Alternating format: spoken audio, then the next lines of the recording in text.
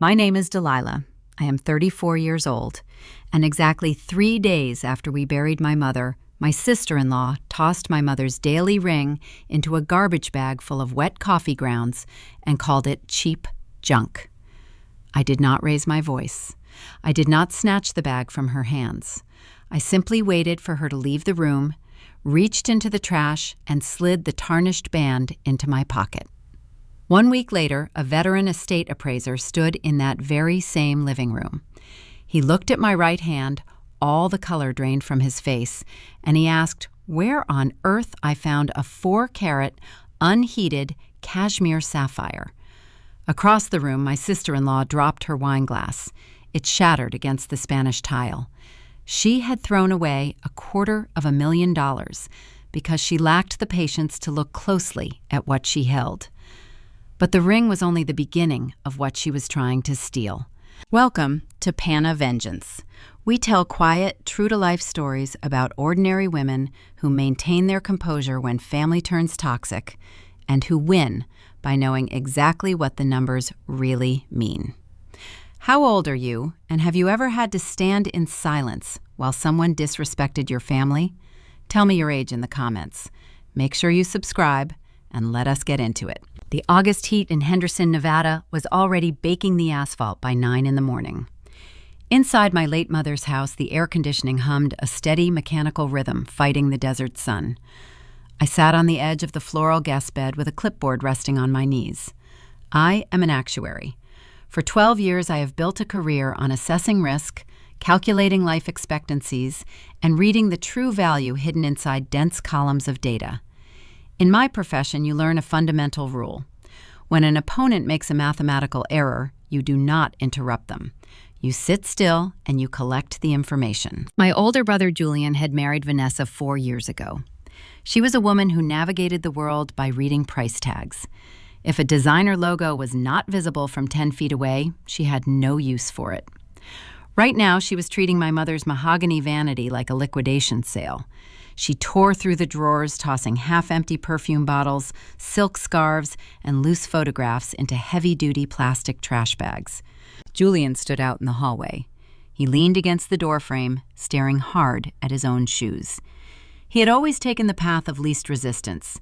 When we were young, my mother taught me how to balance a ledger at the kitchen table. Julian was the golden boy who always needed a bailout. Now, he was letting his wife dismantle the house piece by piece just to avoid an argument. Most of this is just taking up space, Vanessa sighed. She wiped a bead of sweat from her forehead and pulled open the bottom drawer. Her fingers brushed past a stack of faded letters and settled on a small, dull, silver-toned band. Set in the center was a dark blue stone, thick and heavy. Mom had worn it every single day. She wore it while pulling weeds in the backyard. She wore it while washing dishes. It was never polished. It never caught the light. Vanessa held it up, her manicured nails tapping the metal. She wrinkled her nose. "Cheap junk," she said. Without a second thought, she pitched it into the trash bag near her feet. It landed with a soft thud, settling deep into the damp coffee filters. My chest tightened. A sharp heat flared behind my ribs, but I forced my breathing to slow. I kept my face blank and unreadable. "I need to grab some more boxes from the garage," Vanessa said, dusting her hands off on her designer jeans. She stepped past Julian in the hallway and disappeared around the corner. The moment her footsteps faded, I stood up. I walked over to the trash bag, reached past the discarded tissues, and closed my fingers around the cold metal. I wiped the coffee grounds off the dark blue stone with my thumb. The metal was heavy, carrying the faint, familiar weight of my mother's hand. I slipped it deep into the pocket of my slacks and returned to my seat. A minute later, Vanessa returned with a stack of flattened cardboard. She dropped them on the floor and put her hands on her hips.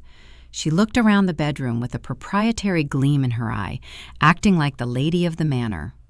"Julian and I were talking," she announced, though Julian had not spoken a word. "Since he is the eldest, it makes sense for us to handle the physical inventory of the house. We will decide what gets kept and what gets donated. It is just easier that way." She smiled. It was a thin, rehearsed expression. She thought she had already won the house. She thought I was just the quiet, boring spinster sister who would pack up my clipboard and go home. I gave a single polite nod, let her have the illusion of control. As my fingers traced the rough edge of the ring in my pocket, a cold clarity washed over me. If she was this careless with a piece of jewelry, I needed to see what she was doing with the bank accounts. I stepped out of the guest bedroom, leaving Vanessa to her sorting. The hallway felt narrow, the walls closing in under the invisible weight of the Nevada summer pressing against the roof. Julian was hovering near the hall thermostat, pressing buttons without actually changing the temperature. His shoulders were hunched, his posture defensive, acting like a man trying to shrink himself down to an invisible point. I stopped a few feet away from him. I kept my voice low and level. "Julian," I said, "she is throwing our mother's personal belongings into the trash." He flinched. His eyes darted to my face for a fraction of a second before dropping to study the scuff marks on the baseboards. He rubbed the back of his neck, his skin flushed and damp. "She is just trying to help, Delilah," he mumbled, his words rushing together. "There is a lot of stuff in here. We have to clear it out eventually. She is doing the heavy lifting, so we do not have to." "There is a difference between clearing clutter and discarding a life," I replied, keeping my tone entirely conversational. "We buried her 3 days ago." Julian swallowed hard. His Adam's apple bobbed in his throat. "Please," he whispered, his voice cracking at the edges, "just do not rock the boat right now. I cannot handle a fight today." Rock the boat. That phrase had been a load-bearing wall in my brother's life since we were teenagers. Julian never wanted to steer the ship. He just wanted to float along on the current, letting other people navigate the storms, while he complained about the weather. I looked at him, feeling a familiar cold detachment settle over me. I remembered sitting at the laminate kitchen table when I was 12 years old. The air smelled of roasted garlic and sharpened pencils. My mother sat beside me with a thick green ledger book spread open under the warm glow of the overhead light. She handed me a calculator and taught me how to reconcile the columns. She told me that numbers never lie, and that if you know how to read the math, you will always know the true story of a person's life. While I sat there learning the difference between an asset and a liability, Julian was usually outside asking for $20 to fix a dent in his car that he could not explain. He relied on charm excuses and bailouts. I grew up and became an actuary. I learned to calculate risk. I learned to foresee disaster long before the first warning siren sounded. Julian never learned to look ahead at all. As we stood in that suffocating hallway, a harsh mechanical rattling sound broke the silence. Julian's phone vibrated against the wooden surface of the console table next to him. The screen lit up in the dim corridor. I glanced down. The incoming number displayed a local Las Vegas area code, 702. There was no contact name saved. It was just 10 stark digits glowing on the glass. Julian's head snapped toward the sound. A fine layer of sweat broke out across his upper lip.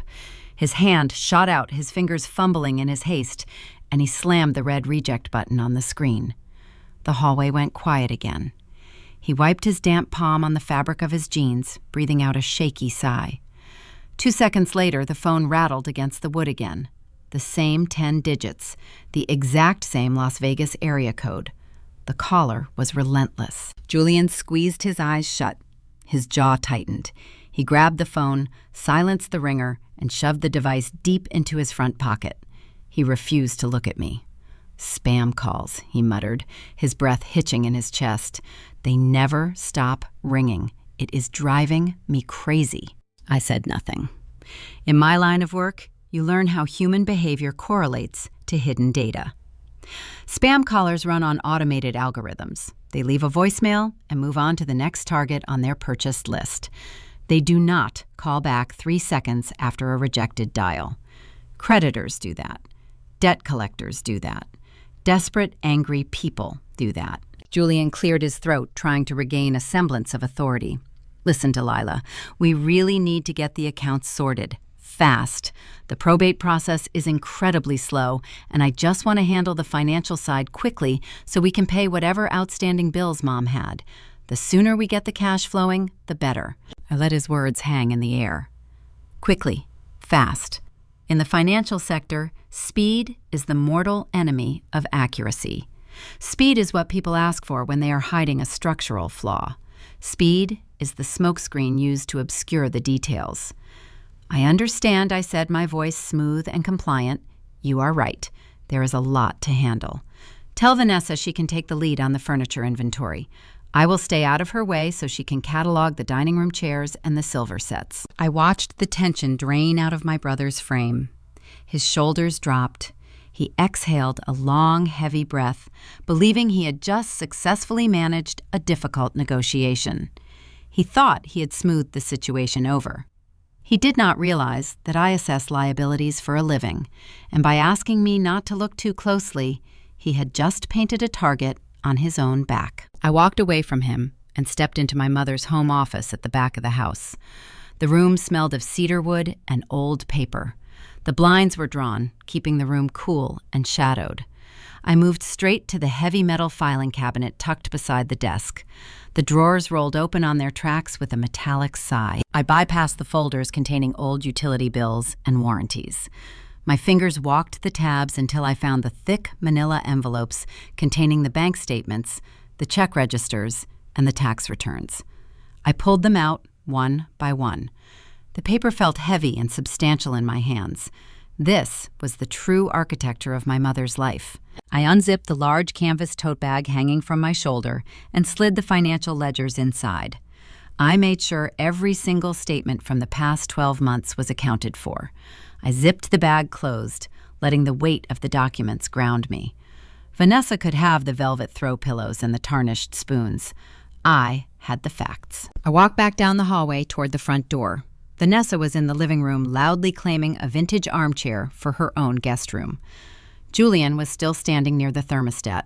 His hand was buried deep in his pocket, clutching the phone that I knew was continuing to vibrate against his leg. I paused with my hand on the brass doorknob. "I will review some things at home, Julian," I said. "Take your time here." He offered a weak, distracted smile. "Thanks, Delilah. Drive safe." I stepped out into the blazing Nevada sun and walked to my car. The heat radiated off the driveway, but my mind was icy and focused. I tossed the canvas tote bag onto the passenger seat and turned the key in the ignition. The air conditioning roared to life, blasting cold air across my face. I looked back at the house through the tinted glass of my windshield. Julian was a passive man. He was a coward who hated confrontation. A man like that does not push to control an estate unless something much more frightening is pushing him from behind. I put the car in drive and pulled away from the curb. My brother was sweating in an air-conditioned house, rejecting calls from unmarked local numbers and begging to liquidate assets with unnatural speed. Why is a man who just inherited a house terrified of his own phone? My kitchen was a sanctuary of order. The quartz countertops were clear, the overhead lighting was bright and even, and the silence was unbroken. I set the heavy canvas tote bag on the central island and unzipped the main compartment. The smell of cedarwood and aged paper drifted up, carrying a faint trace of my mother's signature lavender soap. I ignored the sudden sharp sting in my throat. Grief is a chaotic emotion, and I needed my mind to remain perfectly sharp. I pulled a yellow legal pad, a black ink pen, and my laptop from my leather briefcase. I arranged the manila envelopes chronologically across the smooth stone surface. In my profession, data tells a story. You just have to know how to listen to the numbers. An audit is not a dramatic search for grand conspiracies. It is a search for variance. You establish a baseline of normal behavior, and then you hunt for the deviation. My mother lived a predictable, quiet life. Her bank statements reflected a woman who balanced her checkbook to the penny every Friday afternoon. The printed columns showed routine trips to the local Henderson grocery store, monthly utility drafts, and modest automatic contributions to a savings account. For years, the rhythm of her finances never faltered. There were no sudden spikes in spending, no unexplained withdrawals, and no impulsive purchases. But then her health declined. 6 months ago, the cancer diagnosis arrived, followed by a rapid, unforgiving descent into hospice care. During those chaotic early weeks of hospital visits and medication schedules, Julian stepped forward with a rare display of initiative.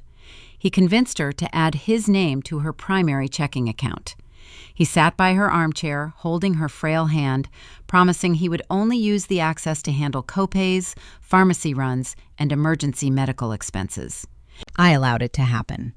I was already exhausted managing the complex insurance claims and coordinating her home care nurses. I thought my brother was finally stepping up to carry his share of the burden. I should have known better. A man who spends his entire life avoiding responsibility does not suddenly embrace it, unless there is a hidden incentive. I opened the most recent envelope covering the final 30 days of her life. I ran my pen down the list of transactions: grocery run, pharmacy copay, water bill, hospice nurse agency fee. Everything aligned perfectly with the established pattern. The numbers were small, mundane, and appropriate. Then my pen stopped near the bottom of the second page. The ink seemed to jump off the paper. A wire transfer. The amount was $40,000. A cold, heavy sensation settled at the base of my neck. I looked at the date printed next to the withdrawal. The transaction occurred exactly 2 days before my mother passed away. During those final 48 hours, she was in a deep, medically induced coma. She could not speak, she could not open her eyes, and she certainly could not hold a pen. She could not authorize a 5-figure movement of capital. The transaction code indicated a digital authorization.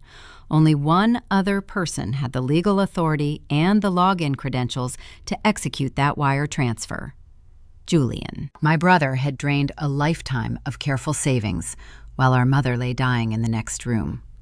A normal person would have picked up the phone. A normal sister would have called Julian, demanded an explanation, or dialed the local police department to report the financial abuse of an elder. I am not a normal sister. I calculate risk for a living. If I confronted Julian now, he would panic. He would invent a frantic lie, obscure his tracks, or warn whoever helped him. I needed the entire truth before I let him know I was looking. I needed the undeniable receipts. I focused my attention on the destination of the wire. The funds did not go to a medical facility. They did not go to a funeral home. The recipient line displayed a cryptic corporate name: Desert Horizon Holdings, LLC. It was a shell company. In Nevada, incorporating a limited liability company is incredibly simple and often used to mask true ownership. People use them to buy real estate anonymously or shield assets from creditors. But no system is entirely opaque if you know where to dig. I opened my laptop and navigated to the Nevada Secretary of State business portal. My fingers moved swiftly across the keyboard, typing the entity name into the Public Business Entity search bar. The database spun for a fraction of a second before displaying the official registration record. I clicked on the registered agent and officer details. The screen refreshed, revealing the names hiding behind the corporate veil. The managing member of Desert Horizon Holdings, LLC was not a stranger. It was not a medical supplier. The name glowing on my monitor was Vanessa Lewis. I sat back in my chair, staring at the bright screen. The digital text felt like a physical blow to the chest. Vanessa, the same woman who just 3 hours earlier had tossed my mother's daily ring into a garbage bag full of wet coffee grounds.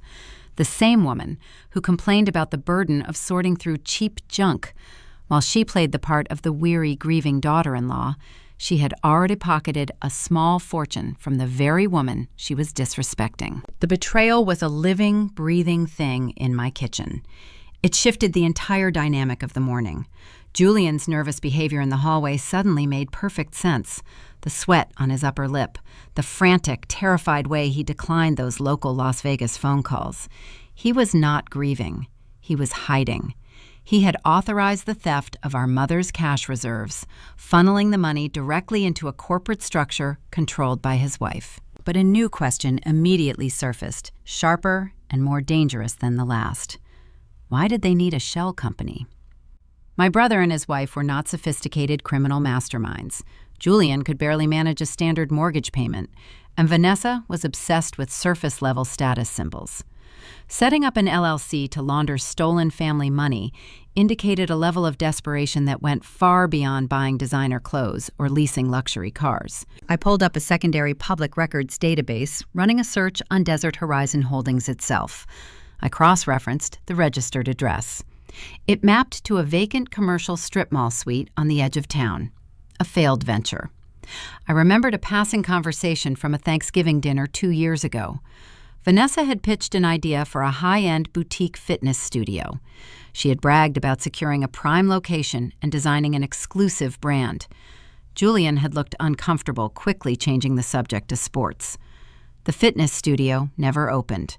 The dream vanished into thin air, never spoken of again. They had used Mom's money to feed a dead entity. I closed the laptop screen. The soft click of the lid echoed in the silent kitchen.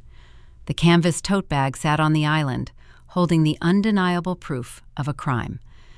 My actuary training dictated my next move: identify the exposure, assess the remaining assets, formulate a containment strategy.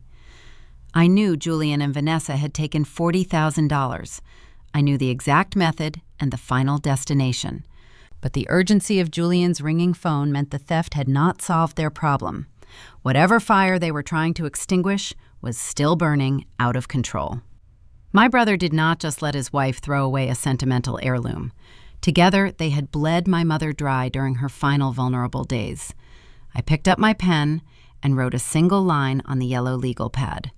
What did they do with $40,000, and is it already gone? For 7 days, I carried the secret of the stolen $40,000.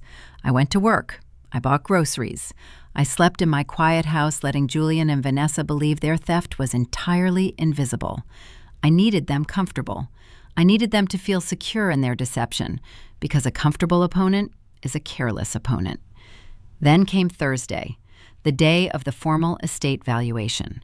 We snapped back to the scene from the opening hook. The air in my late mother's living room was thick with the scent of spilled Pinot Grigio.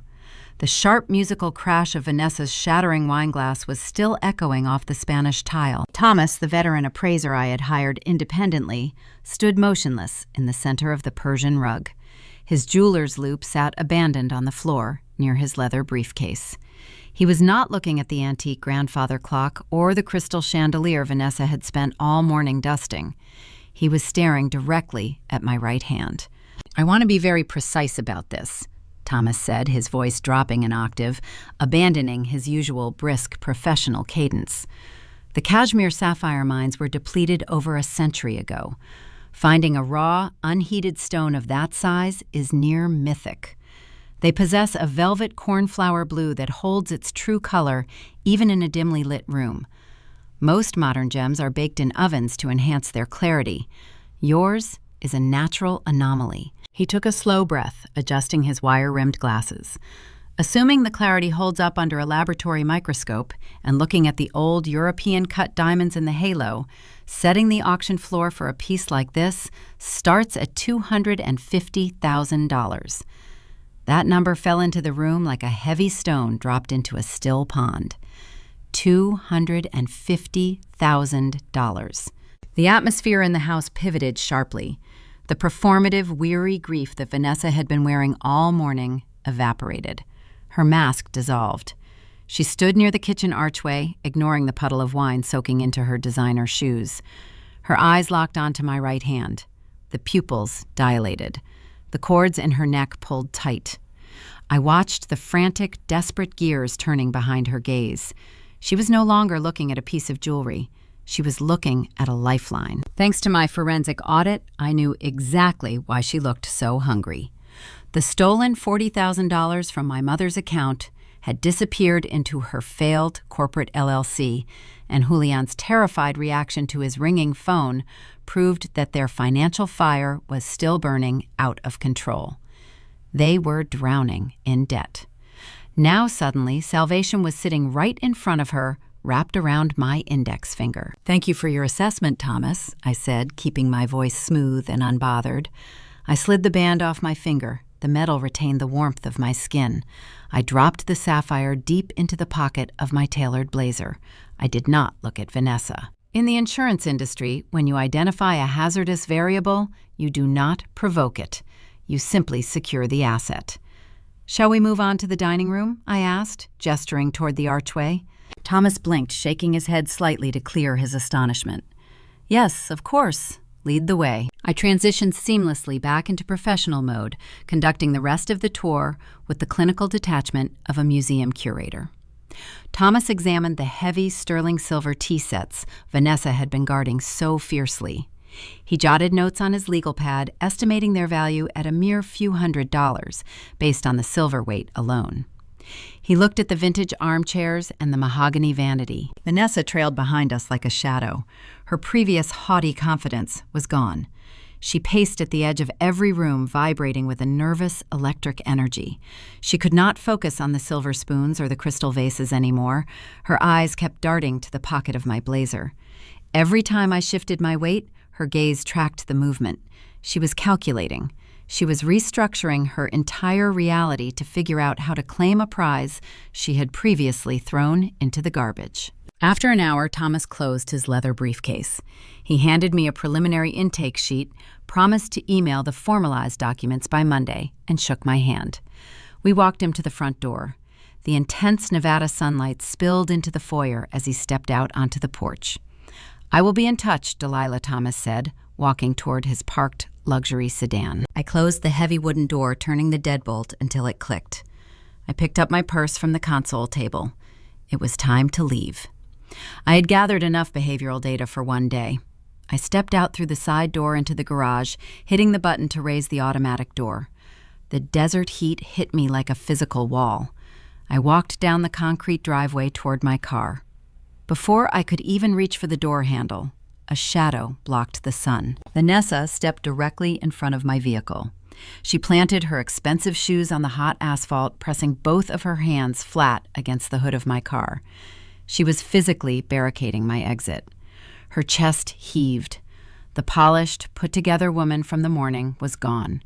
Her hair clung to her damp forehead, and her eyes were wide and erratic.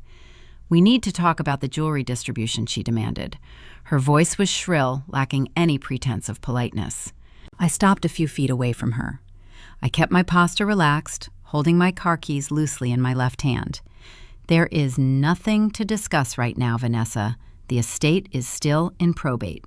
She slammed her palm against the metal hood. "Yes, there is. That ring is a vital family heirloom. It belongs to the main household.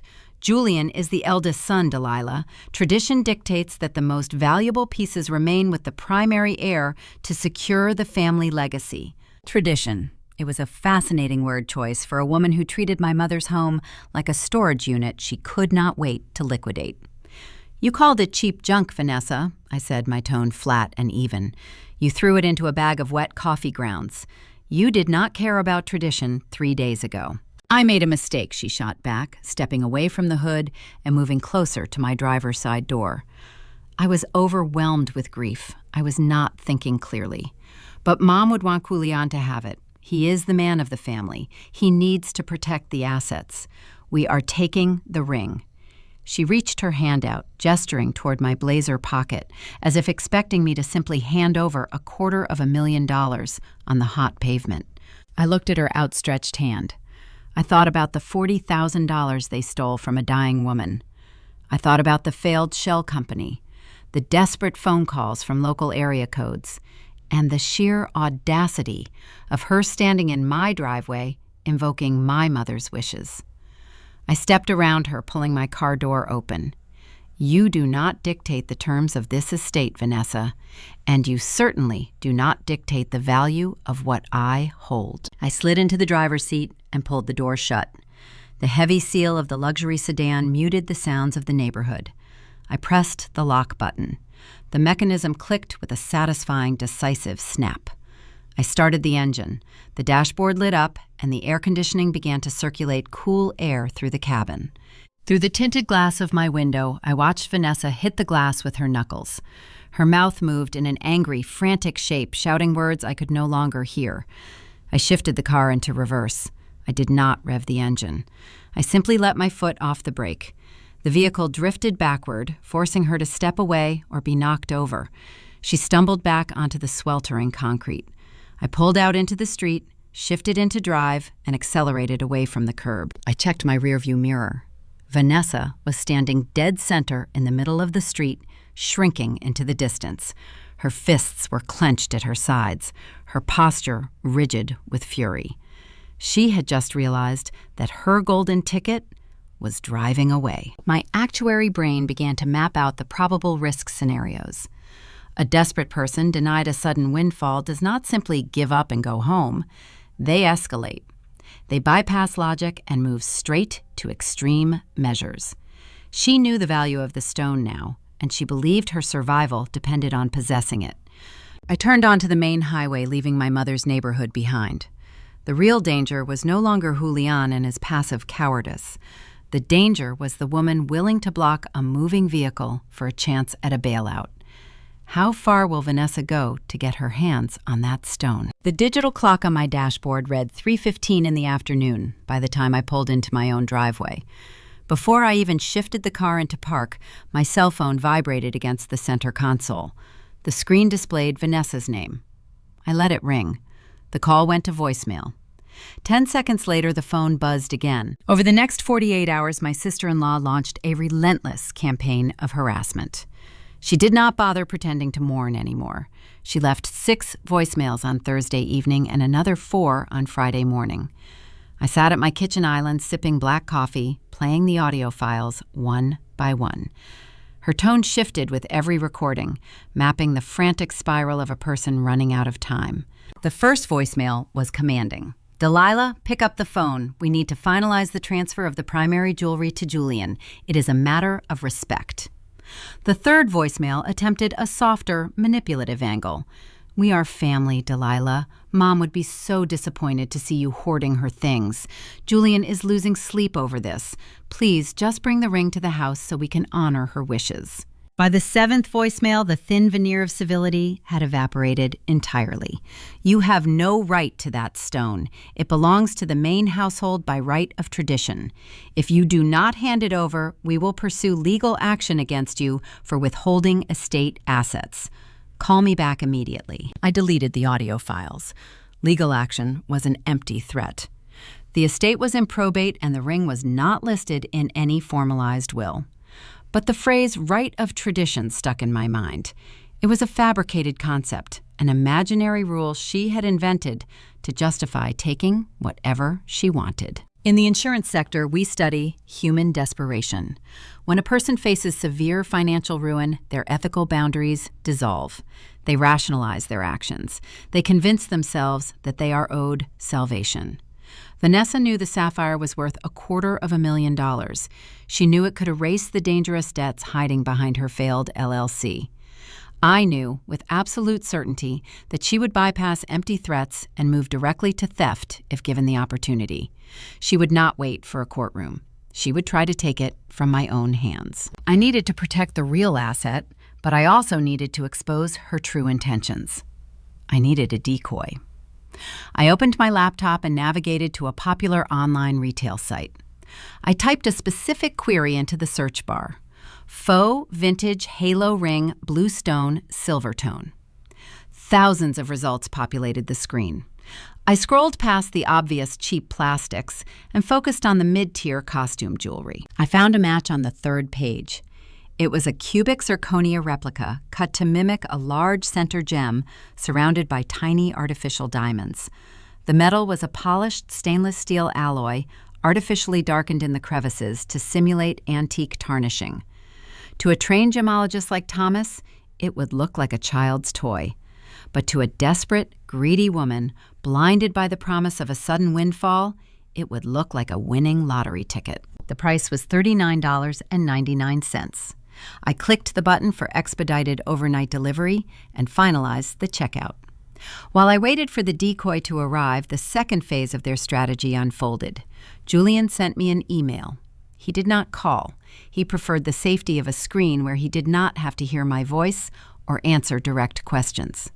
The subject line read, "Family Reconciliation." I opened the message. The text was thick with unearned sentimentality. Julian wrote that the tension between us was breaking his heart. He claimed that the stress of the funeral had made everyone act out of character. He formally requested a sit-down meeting to clear the air, begging me to remember that Mom would want us united during this difficult chapter. I leaned back in my chair and studied the glowing words. Julian had a lifelong habit of using our mother as a human shield. Whenever he failed a class, wrecked a car, or bounced a rent check, he would invoke her name, pleading for family unity so he would not have to face the consequences alone. He was doing it again. He was playing the peacemaker, acting as the Trojan horse to get his wife into my personal space. I typed a brief reply. I agree. We should talk. Come to my house tomorrow afternoon at 2 o'clock. I hit send. I would not walk back into the hostile territory of my mother's property. If they wanted to play a game, they would play it on my home court. The delivery truck arrived early Saturday morning. I carried the small cardboard box into the kitchen and sliced the packing tape with a utility knife. Inside, wrapped in bubble wrap, was a cheap velvet ring box. I popped the lid open. The cubic zirconia caught the overhead kitchen lights flashing with a harsh artificial brilliance. It lacked the deep velvet cornflower hue of the authentic cashmere sapphire. The edges of the fake stone were too sharp, the clarity too perfect, devoid of the natural silk inclusions that gave the real gem its legendary value. It felt light and hollow in my palm. I placed the replica back into its velvet slot and snapped the lid shut. Now I needed to prepare the board. I walked down the hall to my home office. I retrieved the official envelope Thomas had delivered via courier the previous afternoon. Inside was the formal certificate of appraisal. It was printed on heavy cream-colored cardstock, featuring an embossed watermark from his firm. Near the bottom of the page, beneath a detailed description of the European-cut diamonds and the unheated blue sapphire, was the official valuation sum. $250,000. I carried the certificate and the velvet box back to the kitchen. My kitchen island is a large, unobstructed slab of white quartz. It commands the center of the room, impossible to ignore. I retrieved my everyday leather handbag, a structured, deep navy tote. I unzipped the main compartment and placed the bag on the edge of the quartz counter, right where anyone standing in the kitchen would naturally rest their eyes. I took the small velvet box containing the $40 piece of glass and tucked it just inside the open zipper. It was not entirely hidden, but it was not fully exposed. It looked exactly like a valuable item hastily dropped into a purse for safekeeping. Then I took the heavy cream cardstock of the appraisal certificate. I folded it once, deliberately leaving the top half of the page visible. I slid the document into the purse, positioning it right next to the velvet box. The embossed letterhead from the appraisal firm peeked out over the leather trim. The bold printed numbers of the valuation sum were facing upward, practically glowing against the dark lining of the bag. It was a psychological snare. I was not forcing Vanessa to do anything. I was merely presenting her with a choice. A person with integrity would look away. A person drowning in secret debt, convinced of their own entitlement, would see an irresistible shortcut. I walked to the sink, poured myself a glass of cold water, and looked back at the counter. The trap was invisible, built entirely out of human predictability. At exactly 2 o'clock, the sharp chime of the front doorbell echoed through my quiet house. I set my glass down. The players had arrived. Will Vanessa take the bait, or will she see the trap? The sharp chime of the front doorbell sliced through the quiet of my home. I took a slow, measured breath, letting my heart rate settle into a steady rhythm. I walked out of the kitchen, leaving the navy tote bag sitting on the quartz island, and headed for the foyer. I opened the heavy oak door. Julian stood on the porch, his hands shoved deep into the pockets of his tan slacks. He rocked back and forth on his heels, a nervous tic he had carried since childhood. Vanessa stood close beside him. She was clutching a white bakery box tied with a thin pink ribbon. She wore a pastel sundress presenting a curated picture of suburban innocence. Her lips were stretched into a tight, practiced smile that did not reach her eyes. "Thanks for having us," Delilah, Julian said. His voice carried an artificial weight, the tone of a man preparing to deliver bad news. I stepped aside, gesturing for them to enter. The house was cool, filled with the faint scent of lemon polish and silence. Vanessa handed me the pastry box as she crossed the threshold.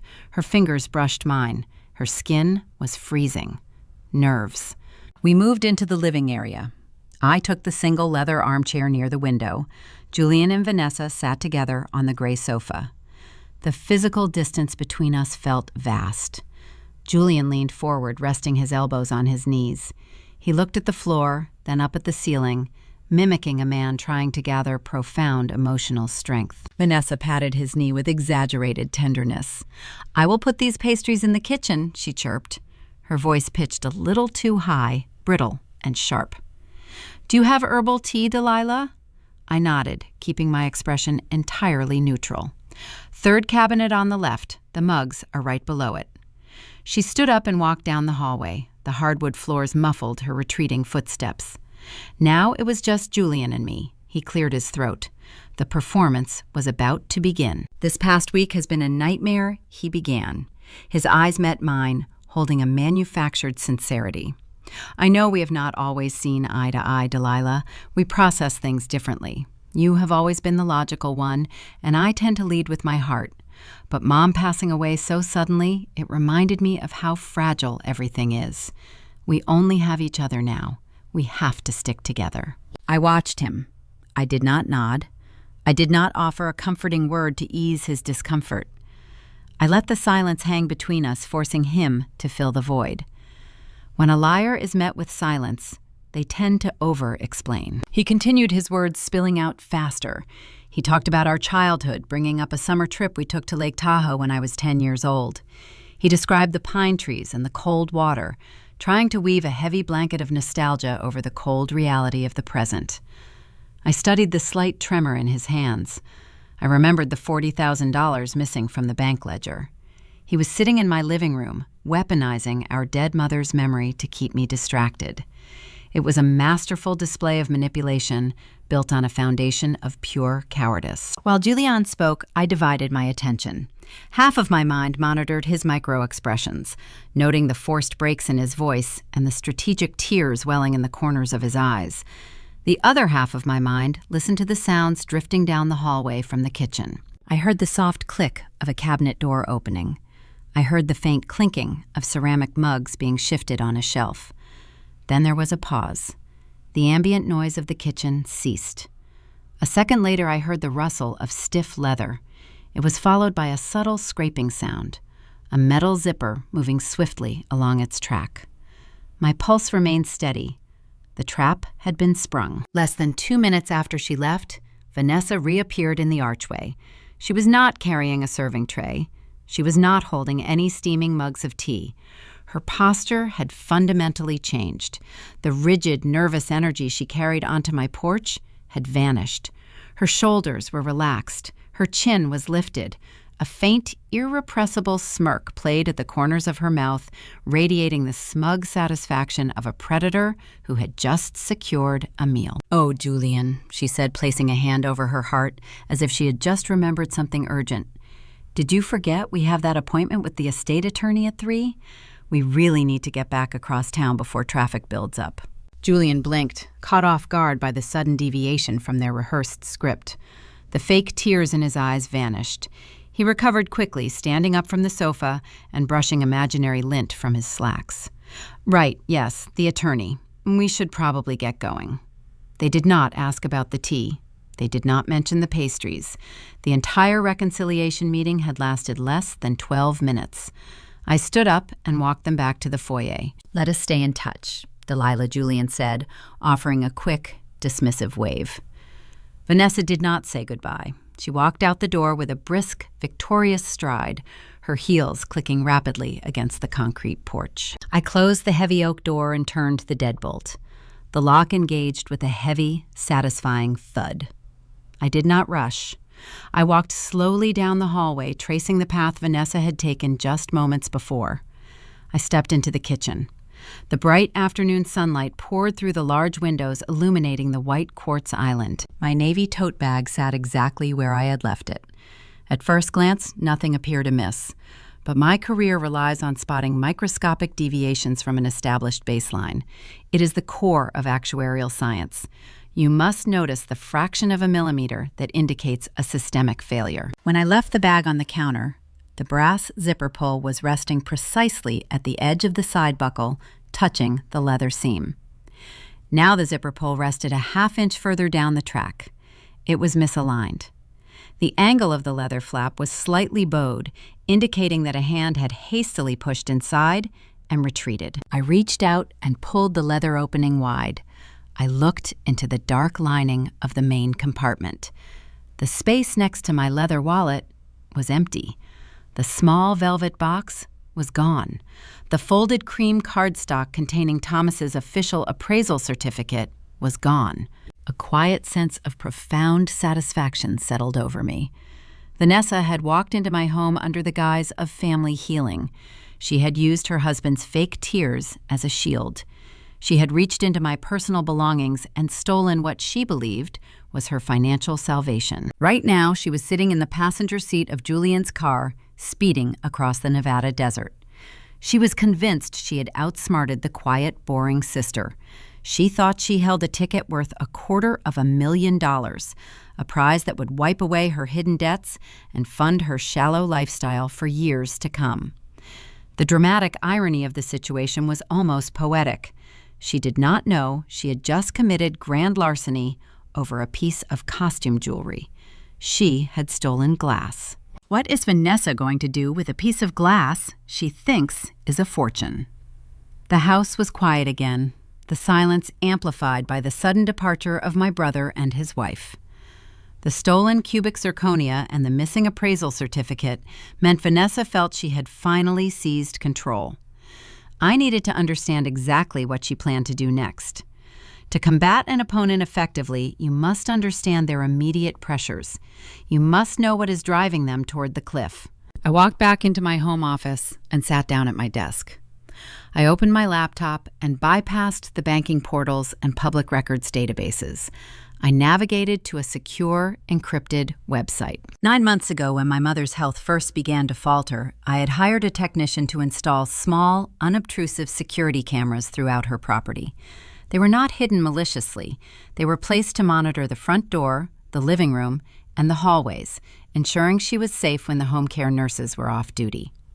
I had informed Julian about the installation at the time.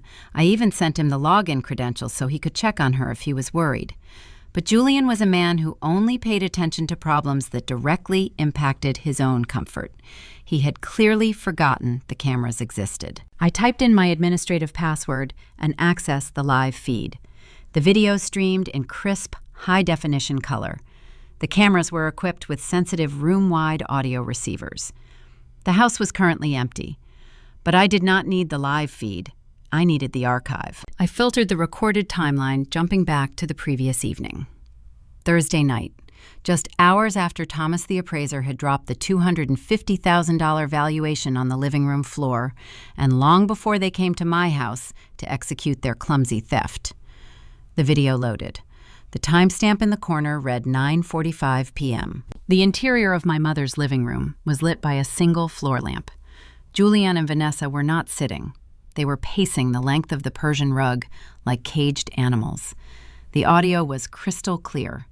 The ambient hum of the air conditioner provided a low backdrop to their frantic, elevated voices. Julian's tie was loosened, his dress shirt untucked. He ran both hands through his hair, gripping the roots. He looked exhausted, visibly crumbling under a weight I could not yet define. "They called again, Vanessa," he said. His voice was raw, laced with genuine terror. "They are not leaving voicemails anymore. They are texting me pictures of our front door. They said if we do not clear the balance by the end of the month, they are going to put a lien on our house. They are going to take everything we have." Vanessa stood near the fireplace. She was clutching a half-empty glass of wine, her knuckles white around the stem. She did not look frightened. She looked furious. "I told you to handle them, Julian," she snapped, pointing an accusing finger at him. "You said the $40,000 would cover the spread. You said it would buy us more time to hit a hot streak and win it back." The $40,000 did not even cover the interest. Julian shouted back, finally breaking his passive demeanor. "You told me the sports books were a sure thing. Vanessa, you promised me you had an inside line on the playoffs. Now we have drained my dying mother's bank account, and we are still 50 grand in the hole, to bookies who do not care about excuses." I sat back in my desk chair. The audio continued to play, but the words seemed to echo in the silent space of my office. The truth finally snapped into brutal, terrifying focus. The missing $40,000. The panicked reactions to local Las Vegas area codes. The Shell LLC Desert Horizon Holdings. It was all a front. There was no failed boutique fitness studio. There were no struggling business ventures. The LLC was merely a conduit, a funnel designed to move stolen cash quickly and quietly. Vanessa had a catastrophic hidden gambling addiction. She was not just buying expensive shoes or trying to live beyond her means. She was deeply entangled with illegal, unregulated sports books and dangerous hard money lenders. Julian had aided her, draining our mother's account to pay off debts accrued on casino floors and offshore betting sites. And they had lost. They had burned through a dying woman's life savings, and the fire had still reached their front door. On the screen, Julian dropped onto the sofa, burying his face in his hands. "I am going to jail," he sobbed. "Delilah is going to look at the accounts eventually. When she sees the wire transfer, she will call the police. And if she does not, the bookies are going to take the house anyway. We are finished." Vanessa slammed her wineglass down on the mantel. The liquid sloshed over the rim, staining the wood. "Stop crying," she commanded, her voice dropping into a cold, ruthless register. "We are not finished. You saw the appraiser today. You heard the number, $250,000. Julian looked up, his eyes bloodshot. "Delilah has it. She is never going to just hand it over to us." "Then I will take it," Vanessa declared. She crossed the room and stood over him. "I will go to her house tomorrow. I will play the grieving sister, you play the sad brother, and I will get my hands on it." "Even if you get it," Julian argued, his voice trembling. "What then? We cannot take a cashmere sapphire to a commercial bank. We do not have a receipt. We cannot prove provenance. A legitimate underwriter will hold it for weeks. We do not have weeks." Vanessa smiled. It was a terrifying, predatory expression captured perfectly by the camera lens. "We do not need a commercial bank, Julian. We are in Nevada. I know a private pawnbroker just off the strip, a hard money guy. He does not care about provenance. He cares about collateral. If I bring him that ring, and I bring him an official appraisal certificate stamped by a guy like Thomas, he will issue a $100,000 bridge loan on the spot, cash in hand. We pay the bookies tomorrow, and we clear our names." Julian stared at her. He did not object to the theft. He did not object to the fraud. He only cared about saving his own skin. "Are you sure he will take it?" Vanessa turned away, looking at her own reflection in the dark window pane. "If I hand him paper that says the asset is worth $250,000, he will take it. I just need the certificate." I reached out and paused the video playback. The image froze on Vanessa's face, captured in the dim light of my mother's living room. My pulse pounded a steady drumming rhythm in my ears. The stakes had just escalated far beyond petty family squabbles or even basic theft. Vanessa was planning to take the $40 cubic zirconia replica and the stolen appraisal document to an aggressive private Las Vegas lender. She was going to use those items as collateral to secure a massive cash loan. It was a staggering display of arrogance. She believed that a piece of paper with a large number printed on it was powerful enough to mask the reality of the object she held. She was convinced she could outsmart people who made a living preying on the desperate. I downloaded the video file, exporting the high-definition recording and the isolated audio track to an encrypted external hard drive. I dropped the drive into my desk drawer and locked it. I now possessed undeniable proof of their prior financial crimes, their hidden gambling debts, and their premeditated conspiracy to commit grand larceny. But I knew the game was far from over. Vanessa was holding a fake asset, and she was about to walk into a den of wolves. Can Vanessa actually commit bank fraud with a forged asset? The weekend passed in a heavy, oppressive silence. I did not contact Julian, and I did not acknowledge Vanessa's theft. I let them sit in the dark, believing their clumsy operation had been a success. In the realm of actuarial analysis, an event is not considered a catastrophe until the damage becomes irrevocable. I needed Vanessa to feel so invincible that she would overextend herself. I needed her to cross a line she could never walk back across. Monday morning brought the escalation I was waiting for. I was sitting at my kitchen island, sipping a cup of green tea, reviewing a spreadsheet for a corporate client. At precisely 9:15, an alert chimed from my laptop. It was an email notification. The sender was Vanessa.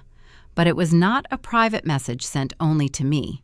She had copied Francis Doyle, the seasoned probate attorney handling my mother's estate. The subject line read, "Urgent discovery, final wishes documentation." I clicked the notification. The email opened, revealing a scanned PDF attachment. The body of the message was brief, dripping with a formal, saccharine tone that made my jaw tighten. Delilah and Francis Vanessa had written. While clearing out the final boxes in the master bedroom this weekend, Julian and I discovered an envelope taped beneath a drawer. It seems Mom wanted to make sure her final wishes were explicitly clear regarding the estate distribution. I have attached the document here. Julian and I only want to honor what she truly desired. I downloaded the PDF and opened the file. It was a single page typed in a standard, generic font. The text was brief and unambiguous. It stated that due to Julian's status as the eldest son, he was to be granted sole possession of the primary residence in Henderson, along with all high-value personal property. The document specifically named the antique silver sets, the mahogany furniture, and prominently featured in the second paragraph, the large, unheated, blue sapphire ring.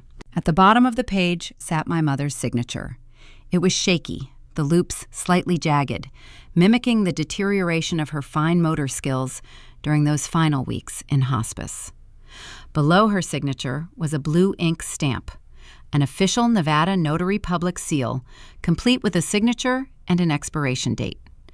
A few seconds later, my cell phone buzzed on the counter. A text message from Julian illuminated the screen. "Mom wanted this, Delilah. Please do not fight it. It is legally binding now. Let it go." I stared at the glowing screen of my phone and then back at the scanned PDF on my laptop. A less disciplined person would have panicked. A normal sibling would have immediately dialed the probate attorney, screaming about fraud and foul play, demanding the police be called to halt the proceedings. But I am a woman who assesses risk mathematically. When you panic, your vision narrows. You miss the structural flaws hiding in plain sight. I did not react emotionally. I zoomed in on the document. I analyzed the data. The first error was glaring, an oversight so fundamental it almost made me laugh. I read the second paragraph again. The text explicitly commanded the surrender of the large, unheated blue sapphire ring. My mother had worn that ring every day for decades. She had gardened in it, washed dishes in it, and taught me math while wearing it. Not once in 34 years had she ever referred to the stone as a sapphire. She did not know it was a sapphire. She did not care about gemology or market valuations. To her, it was simply the blue stone. It was a sentimental piece she bought at a local pawn shop in her 20s. The only person who consistently referred to it as a sapphire was Vanessa, and only after Thomas, the appraiser, had assigned a six-figure value to it. Vanessa had written the letter. She had dictated the terms of her own salvation using the vocabulary of a greedy woman, not a dying mother. But a vocabulary mismatch is subjective. It is not enough to stop a legal proceeding. I needed concrete, indisputable evidence. I moved my attention to the bottom of the page, focusing on the blue notary stamp. The seal belonged to a man named Marcus Vance, operating out of Clark County, Nevada. I opened a new tab in my browser and navigated to the official website of the Nevada Secretary of State. I accessed the Notary Public Search Directory. It is a public database designed to verify the active credentials of anyone authorized to witness and validate legal signatures within state lines. I typed the name Marcus Vance into the search field and hit enter. The system processed the query for a fraction of a second before displaying the official record. I scrolled down to the credential status section. The data was stark and unforgiving. Marcus Vance's notary commission was not active. It was listed as expired, and it had not expired recently. According to the state records, his license to notarize legal documents had lapsed exactly 3 years and 4 months ago. I sat back in my chair, the silence of my kitchen wrapping around me like a heavy blanket. Vanessa had not just fabricated a letter to justify stealing a piece of jewelry. She had manufactured a fraudulent legal document, stamped it with an invalid expired seal she had likely purchased online or borrowed from an old acquaintance, and submitted it directly to an officer of the court. Submitting a forged document to a probate attorney with the intent to alter the distribution of an estate is not a family squabble. It is not a misunderstanding. In the state of Nevada, it is a Class C felony. She thought she was building a fortress. She believed the letter would force me into submission, compelling me to surrender the house and the assets without a fight. She thought the notarized seal would act as an impenetrable shield against any accusations of theft. Instead, she had just handed me the weapon I needed to dismantle her entire life. I did not reply to Julian's text message. I did not email Francis Doyle to contest the validity of the attachment. If I challenged the document now, Vanessa would claim ignorance. She would say she found the letter exactly as it was, deflecting the blame onto my deceased mother. I needed her to fully commit to the lie. I needed her to use the forged letter to execute her grander scheme. I opened a blank word processing document and began compiling a dossier. I took high-resolution screenshots of the expired notary record from the state database. I printed the bank ledger showing the stolen $40,000. I retrieved the encrypted hard drive from my desk drawer and exported the audio transcript of Julian and Vanessa discussing their hidden gambling debts and their plan to secure a hard money loan. I printed the Amazon receipt for the $40 cubic zirconia replica. I walked into my home office and pulled a thick navy blue binder from the bottom drawer of my filing cabinet. I am a meticulous person. I prefer my facts organized, indexed, and physically undeniable. I slid the printed documents into clear plastic sleeves, arranging them chronologically. The history of their betrayal, the theft, the gambling, the forgery, and the sheer staggering arrogance of their actions, all neatly contained within a single volume. The binder felt heavy in my hands. It was the weight of accountability. I placed the navy blue binder on the corner of my desk. The trap was set. The bait had been taken. The evidence was secured. But the final execution required patience. I had to wait for Vanessa to carry that fake ring and that forged letter into the predatory underworld of Las Vegas lending. I had to let her believe she had won, right up until the moment the ground vanished beneath her feet. Vanessa has committed a felony, but when will the trap snap? The arrival of the physical mail is usually a mundane event, a daily ritual of discarding credit card offers and utility bills. But on Tuesday afternoon, a thick, cream-colored envelope sat alone in my mailbox. The return address was not a retail company or a familiar utility provider. The crisp black font read, Clark County Recorder's Office. I carried the envelope into my kitchen and sliced it open with a paring knife. I unfolded the heavy paper, smoothing the creases against the quartz countertop. It was a formal notice of lien. The document stated that a commercial encumbrance had been legally placed against the primary residence located in Henderson, Nevada. The property currently held in probate under my late mother's name. The encumbrance was not a small mechanics lien for unpaid contractor work. It was a substantial 6-figure claim. The debt was registered to a financial entity called Apex Capital Solutions. In the actuarial field, when a sudden liability appears on a previously clean ledger, you do not guess at the origin. You trace the origin point until the math aligns. I left the document on the counter, walked to my home office, and opened my laptop. I needed to understand exactly how a Las Vegas lending firm managed to attach a massive debt to a property they did not own, authorized by a person who had no legal right to leverage it. I bypassed the standard search engines and logged into a specialized municipal property database. I pulled the corresponding filing details for the Apex Capital lien. The digital records unfolded on my screen, revealing the audacious mechanics of Vanessa's survival strategy. Apex Capital Solutions was not a traditional commercial bank. They did not operate out of a marble lobbied branch offering competitive mortgage rates to suburban families. They were a hard money lender. They operated in the fast, ruthless margins of the financial world, providing immediate, high-interest cash injections to people who could not secure traditional financing. They preyed on the desperate, the over-leveraged, and the cornered. They did not care about credit scores or employment history. They cared only about physical collateral and the legal right to seize it when the borrower inevitably defaulted. The public filing detailed the terms of the agreement. The principal loan amount was $100,000.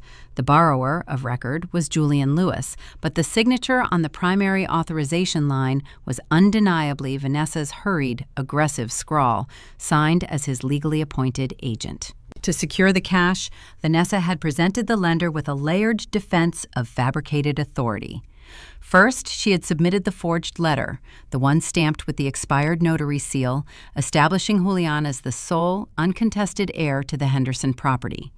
This piece of paper convinced the lender that Julian possessed the legal right to leverage the house. Second, she had presented the stolen appraisal certificate, the heavy cardstock featuring Thomas's embossed watermark and the staggering $250,000 valuation. This document proved they possessed liquid assets sufficient to cover the exorbitant interest rates of the short-term loan. But hard money lenders in Las Vegas do not hand over six figures based on paperwork alone. They demand physical security. The filing notes confirmed that the lender had taken physical possession of the collateral pending the repayment of the loan. Vanessa had walked into a predatory lending office, looked a dangerous financier in the eye, and handed over the $39 Amazon cubic zirconia replica. She had used a piece of glass to secure $100,000 in cash, which she immediately used to pay off the illegal sportsbooks and bookies who had been terrorizing my brother. She had just committed wire fraud, bank fraud, and grand larceny in a single sweeping maneuver. I leaned back in my desk chair. The sheer scale of her arrogance was breathtaking. She believed the paperwork would protect her.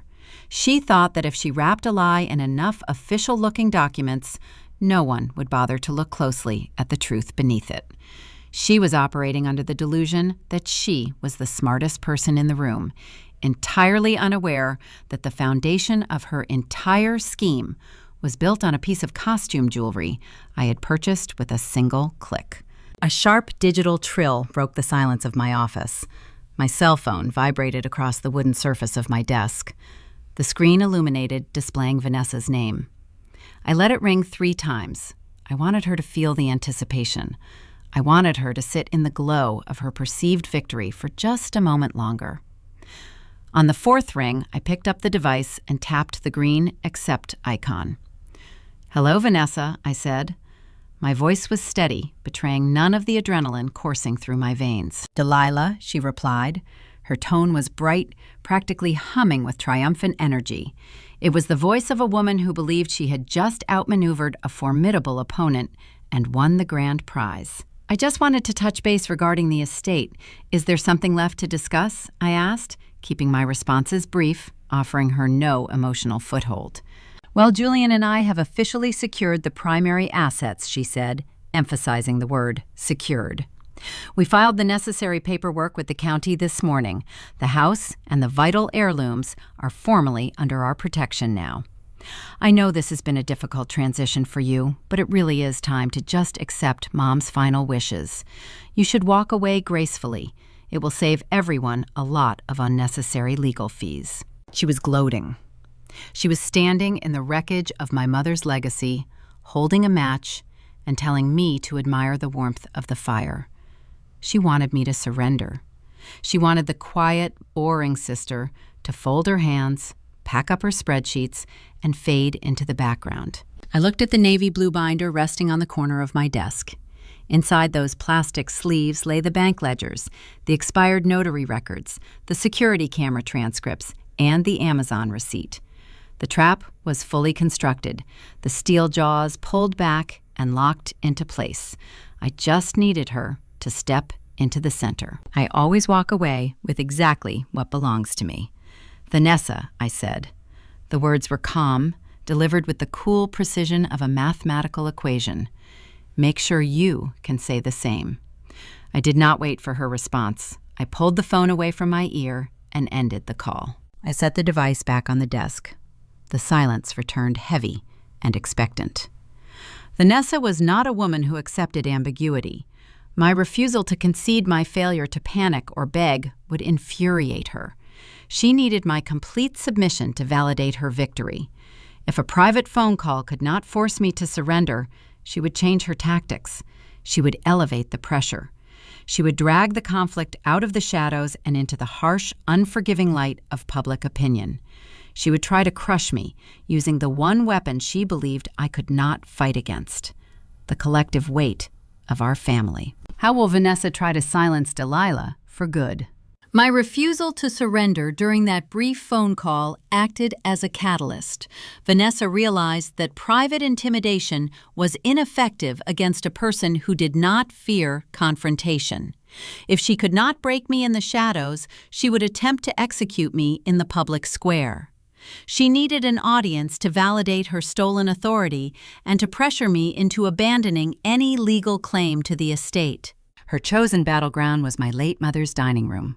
The weapon was a Sunday dinner. By Wednesday afternoon, the invitations began circulating through the extended family network. Vanessa did not send formal cards. She used the rapid, infectious medium of group text messages and hushed phone calls. She framed the gathering as a necessary healing moment, a time for the family to come together and honor Mom's final wishes. It was a masterful manipulation of sentimentality, designed to gather maximum attendance while simultaneously painting me as the outlier. The strategy was brutally simple: the public ambush. She intended to stand at the head of the table, flanked by supportive relatives, and publicly shame the greedy, manipulative spinster sister who was hoarding assets and refusing to respect the dead. She would use the forged letter as her shield, and she would rely on the collective discomfort of the family to force my compliance. I did not have to guess her intentions. The enablers began to reveal them before the weekend even arrived. My cell phone became a steady stream of incoming notifications. The messages did not ask for my perspective. They did not inquire about the legal realities of probate law. They only carried the heavy, suffocating weight of emotional coercion. Aunt Sarah was the first to reach out. She was my mother's younger sister, a woman who had spent her entire life avoiding conflict by agreeing with whoever was speaking the loudest. Her message appeared on my screen while I was reviewing an actuarial table. "Delilah, honey, I heard about the tension with Julian. Please just be sensible. We all know Julian struggles with his finances. He really needs the help right now. Just give them the house and let this go. Your mother would hate to see you two fighting like this." I stared at the words glowing on the glass. Be sensible. Give them the house. It was the anthem of the enabler. They did not care about the truth. They did not care that $40,000 had been stolen from a dying woman, or that a predatory lien now threatened the very property they were demanding I surrender. They only cared about stopping the uncomfortable noise. They wanted the friction to disappear so they could return to their quiet, uninterrupted lives, even if it meant sacrificing my future to appease a thief. Uncle Robert followed soon after. His text was shorter, laced with a gruff patriarchal authority he had not earned. "Family is more important than money, Delilah. Stop making this so hard on your brother. He is the head of the family now. Show some respect." I did not reply to Aunt Sarah. I did not text Uncle Robert to explain the nuances of wire fraud or the terrifying reality of Las Vegas hard money lenders. In my profession, you do not debate the mathematics of a collapsing structure with people who refuse to look at the blueprints. Arguing over a text message is a defensive posture. It signals that you are willing to negotiate your boundaries. I had nothing left to negotiate. I silenced my phone, placed it face down on the desk, and focused my attention on the preparation. Sunday arrived with the heavy, dry heat typical of the Nevada desert. I spent the morning ensuring my documentation was flawless. I opened the navy blue binder one final time. I checked the sequence of the plastic sleeves. The bank ledger proving the initial theft. The state database printout exposing the expired notary seal. The audio transcript detailing their catastrophic gambling debts. The Amazon receipt for the cubic zirconia replica. The county recorder's notice confirming the fraudulent lien. Every single piece of paper was a nail in the coffin Vanessa had built for herself. I closed the binder. The thick spine felt solid and reassuring under my palm. I moved to my bedroom and prepared for the evening. I did not dress for a casual family dinner. I dressed for a corporate execution. I selected a tailored charcoal gray blazer, a crisp white silk blouse, and dark trousers. The clothing was structural armor. It projected authority, competence, and a chilling lack of emotional vulnerability. I stood in front of the vanity mirror, assessing my reflection. My posture was straight, my expression was calm. I opened the small wooden jewelry box resting on the dresser.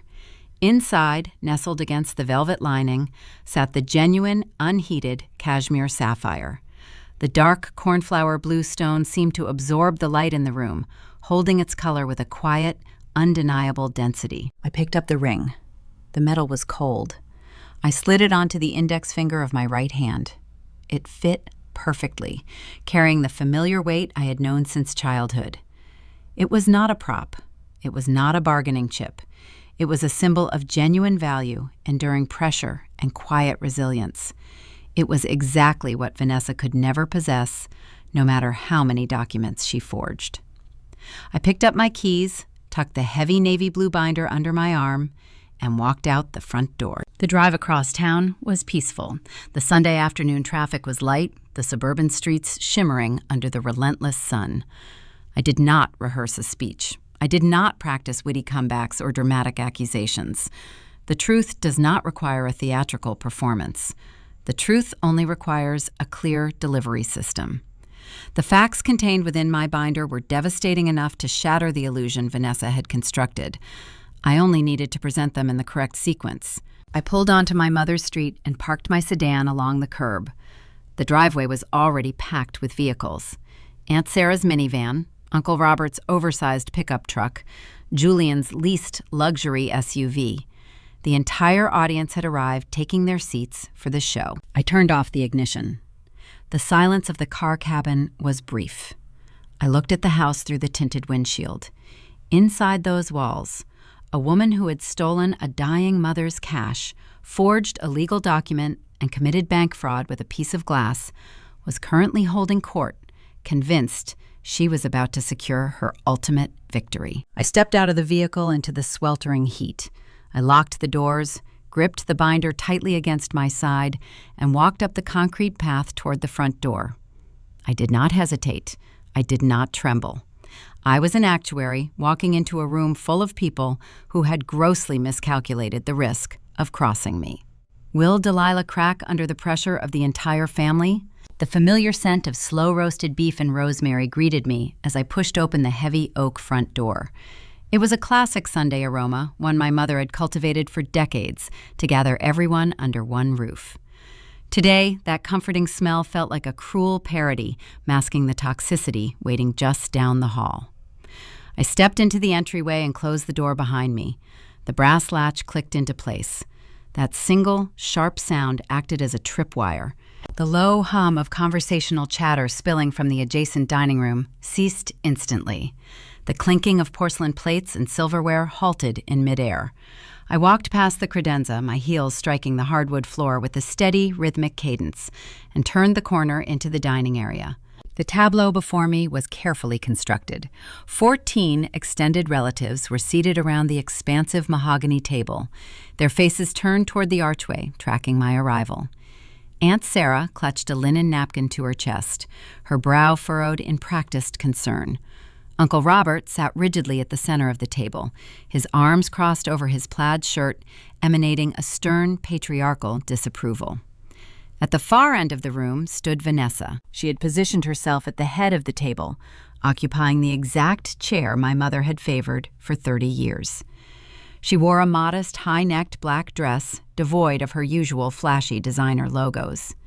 Her makeup was deliberately subdued, her hair pulled back into a simple knot. She had dressed for the role of a weary, victimized caretaker, struggling to hold a fractured family together. Julian sat immediately to her right. He looked like a man facing a firing squad. His shoulders were bowed, his gaze fixed intently on the intricate floral pattern of his empty dinner plate. He did not look up when I entered. He did not acknowledge his sister. He simply folded his hands in his lap, letting his wife steer the ship into the storm. Vanessa did not offer a greeting. She did not pretend to welcome me. She seized the moment, leveraging the captive audience to launch her ambush before I could even pull out a chair. She reached down and picked up a single sheet of paper. She held it aloft, waving it gently so the stark black text and the blue notary stamp caught the light of the chandelier. "I am so glad you finally decided to show up," Delilah Vanessa announced. Her voice trembled, a masterful modulation engineered to project deep emotional exhaustion. "We were just discussing the reality of this situation. I wanted everyone here in the open because I am done hiding your behavior to protect your reputation." Aunt Sarah let out a soft, sympathetic sigh, reaching over to pat Julian on the shoulder. He flinched at the contact, but kept his eyes glued to his plate.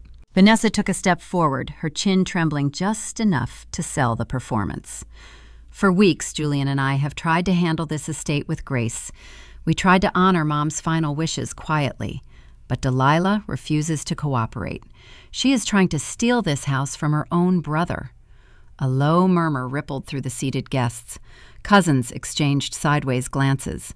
Uncle Robert shook his head, his jaw set in a tight, judgmental line. Vanessa pressed her advantage, raising her voice to ensure every syllable echoed off the plaster walls.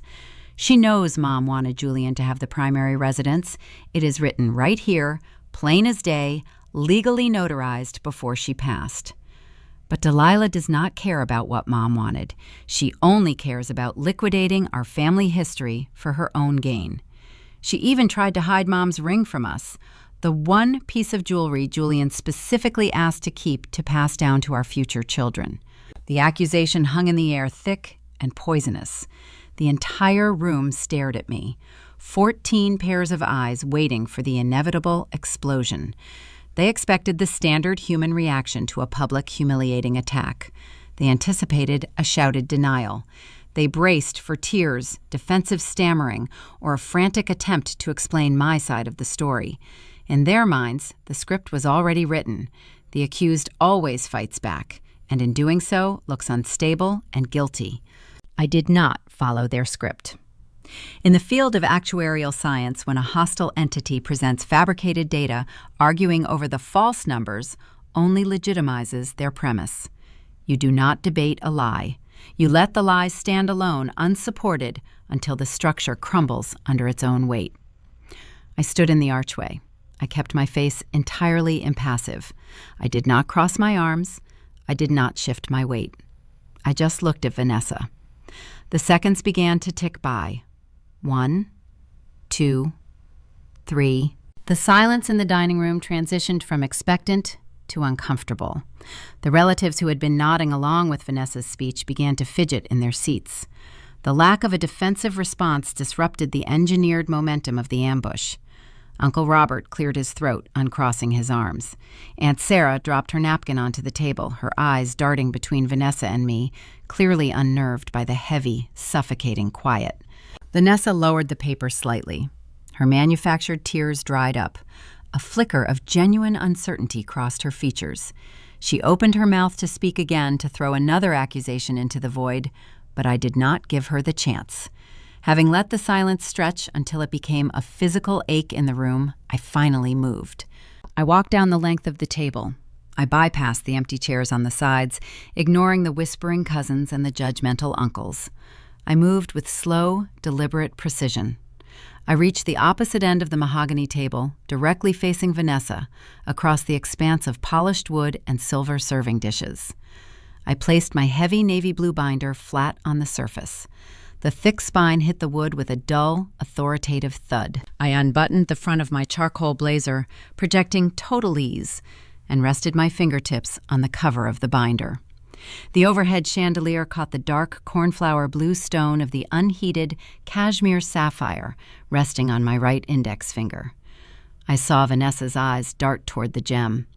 A flash of pure, unadulterated panic pierced her confident facade as she recognized the authentic heirloom she had previously thrown into the trash. I looked directly into her eyes, bypassing the audience entirely. "Let us talk about theft, Vanessa." My voice was calm, pitched just low enough to force everyone in the room to lean forward to hear the words. The trial had commenced, and I was holding all the evidence. How will the family react to the first receipt? I did not raise my voice. I did not need volume to command the room. My right hand rested on the cover of the navy blue binder. I flipped the thick vinyl open. The metal rings inside clicked softly, a tiny mechanical sound that seemed to echo across the expanse of the polished mahogany table. I turned past the title page and stopped at the first clear plastic sleeve. Inside rested a standard corporate bank statement, printed on high-quality paper, detailing the final 30 days of our mother's primary checking account. Before anyone agrees to abide by the terms of that document, I began keeping my tone as even and detached as a pilot reading a weather report. "I think we should discuss the unauthorized withdrawal of $40,000. A pin drop could have deafened the room. The relatives sitting along the sides of the table froze. I kept my eyes fixed on the couple standing at the head of the dining room. Julian had authorized a wire transfer of $40,000 from Mom's account exactly 2 days before she died. I delivered the timeline with surgical precision. She was unconscious in hospice care. She was hooked up to an intravenous morphine drip incapable of speech, movement, or complex financial authorization. Aunt Sarah let out a sharp, audible gasp. Her hand flew to her mouth, her manicured fingers pressing tightly against her lips. Uncle Robert stiffened the lines around his eyes, deepening into a severe scowl. Julian underwent a terrifying physical transformation. Every ounce of color drained from his face, leaving his skin a sickly, translucent gray. The manufactured grief he had been wearing all evening collapsed, replaced by the sheer, visceral terror of a man watching the gallows being constructed right in front of him. He stopped looking at his plate and stared blankly at the far wall, his jaw hanging slightly slack. Vanessa stepped forward, her posture rigid. Her brain was scrambling to plug the hole in her sinking ship. She threw her hand out in a dismissive gesture, attempting a laugh that sounded brittle and hollow. "End-of-life care is expensive, Delilah," she interjected, her pitch rising unnaturally. "We had to cover out-of-pocket medical expenses, private nursing fees, and secure the funeral arrangements. You were too busy with your spreadsheets to manage the practical realities of her care, so Julian handled it. We used that money to make sure she was comfortable." It was a brilliant, reflexive lie. To the uninitiated ear, it sounded plausible. Medical debt ruins families every day. It was the perfect excuse to drain an account. But she had made a fatal miscalculation. She assumed I only saw the missing sum, not the destination coordinates. I reached into the binder and slid the printed bank ledger out of its protective sleeve. I held the paper by the top edge and pushed it down the center of the mahogany table. The document glided smoothly over the polished wood, coming to a rest directly in front of Uncle Robert, who leaned in to read the crisp black ink. "Except the funds did not go to a medical provider, Vanessa," I stated. My words cut through the lingering scent of roast beef and rosemary chilling the air. The wire transfer did not go to a hospice agency or a funeral home. I pointed a single finger at the ledger resting on the table. It went to a limited liability company called Desert Horizon Holdings, registered in your name. I paused, letting that fact settle into the minds of the seated guests. And less than 4 hours after that shell entity received our dying mother's cash, The entire balance was wired to an offshore sports betting syndicate based out of Costa Rica, funneling directly into a Las Vegas sportsbook to cover your catastrophic gambling debts. The atmosphere in the room ruptured. The social contract holding the family dinner together disintegrated. Aunt Sarah dropped her hands to the table, her eyes wide with unadulterated horror. She turned her head slowly, staring at Julian as if he had mutated into a stranger. Uncle Robert pushed his heavy wooden chair back from the table. The legs scraped harshly against the hardwood floor. He looked at the bank ledger, read the routing codes and the destination names, and let out a low, disgusted breath. The enablers, the very people who had texted me all week begging me to surrender my rights, recoiled. Cowardice is a flexible trait. People who avoid conflict will always side with the strongest position in the room. They had supported Vanessa when she appeared to hold the moral high ground. Now that she was exposed as a predator who stole from a terminal cancer patient to feed a casino habit, they abandoned her instantly. No one wanted to be caught defending a thief. Julian could no longer bear the weight of the collective stares. The crushing reality of his actions finally broke his fragile spine. He folded forward, resting his elbows on his knees, and buried his face deep in his hands. A raw, ragged sob tore from his throat. He did not deny the accusation. His silence, coupled with his physical collapse, was a profound and damning confession. Vanessa realized her carefully cultivated audience was turning against her. The sympathetic murmurs had morphed into a toxic, accusatory silence. Her grand performance was burning to the ground, and she was standing in the center of the flames. Panic overtook her logic. When a narcissist is confronted with undeniable proof of their wrongdoing, they do not apologize. They escalate.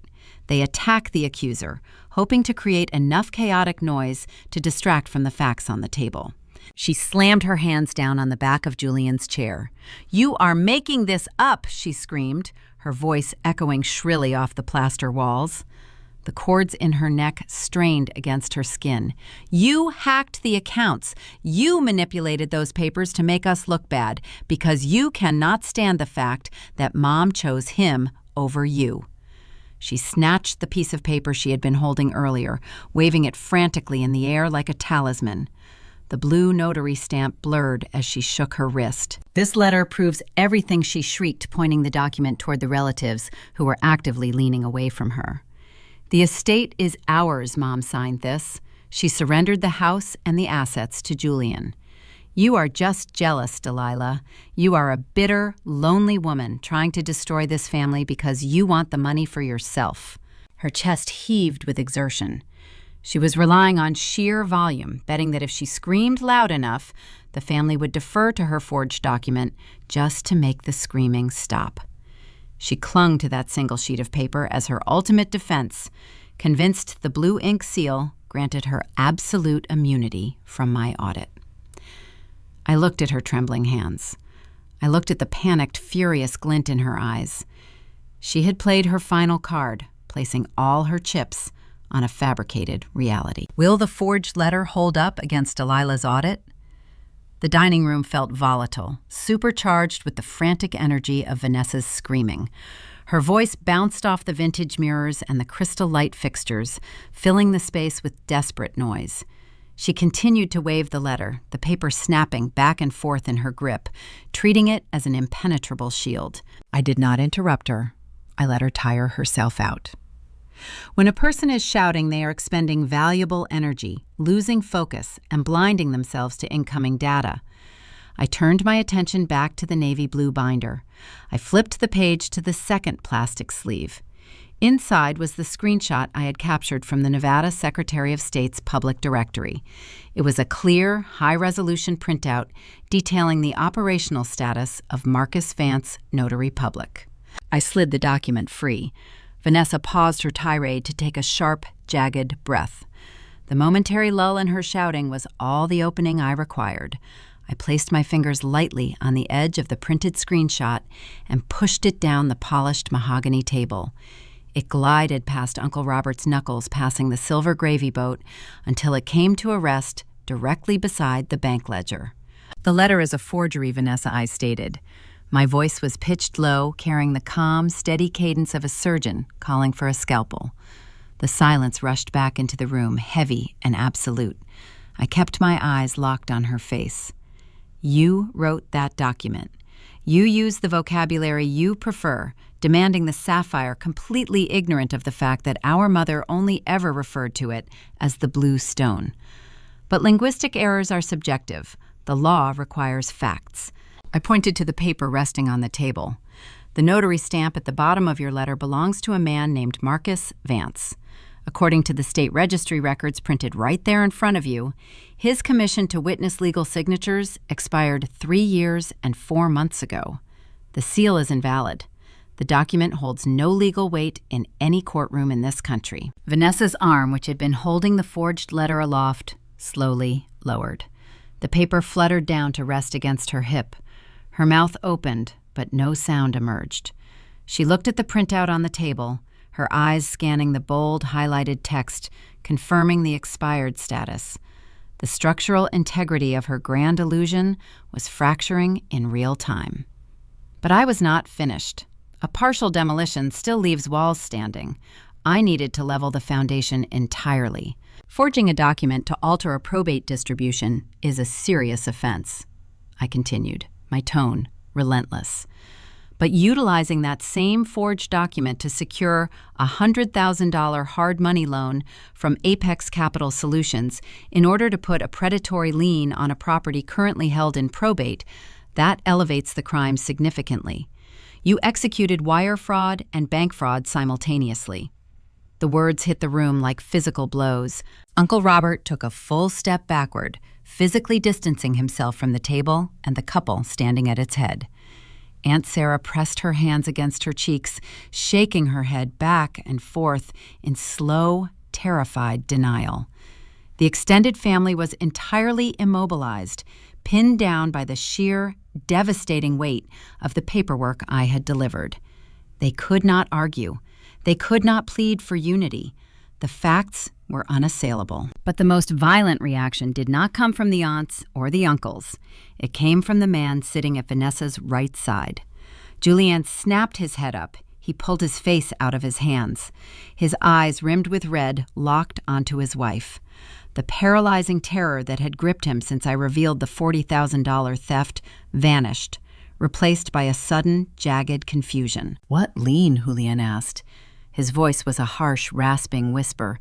It cracked on the second syllable, trembling with a profound, sudden dread.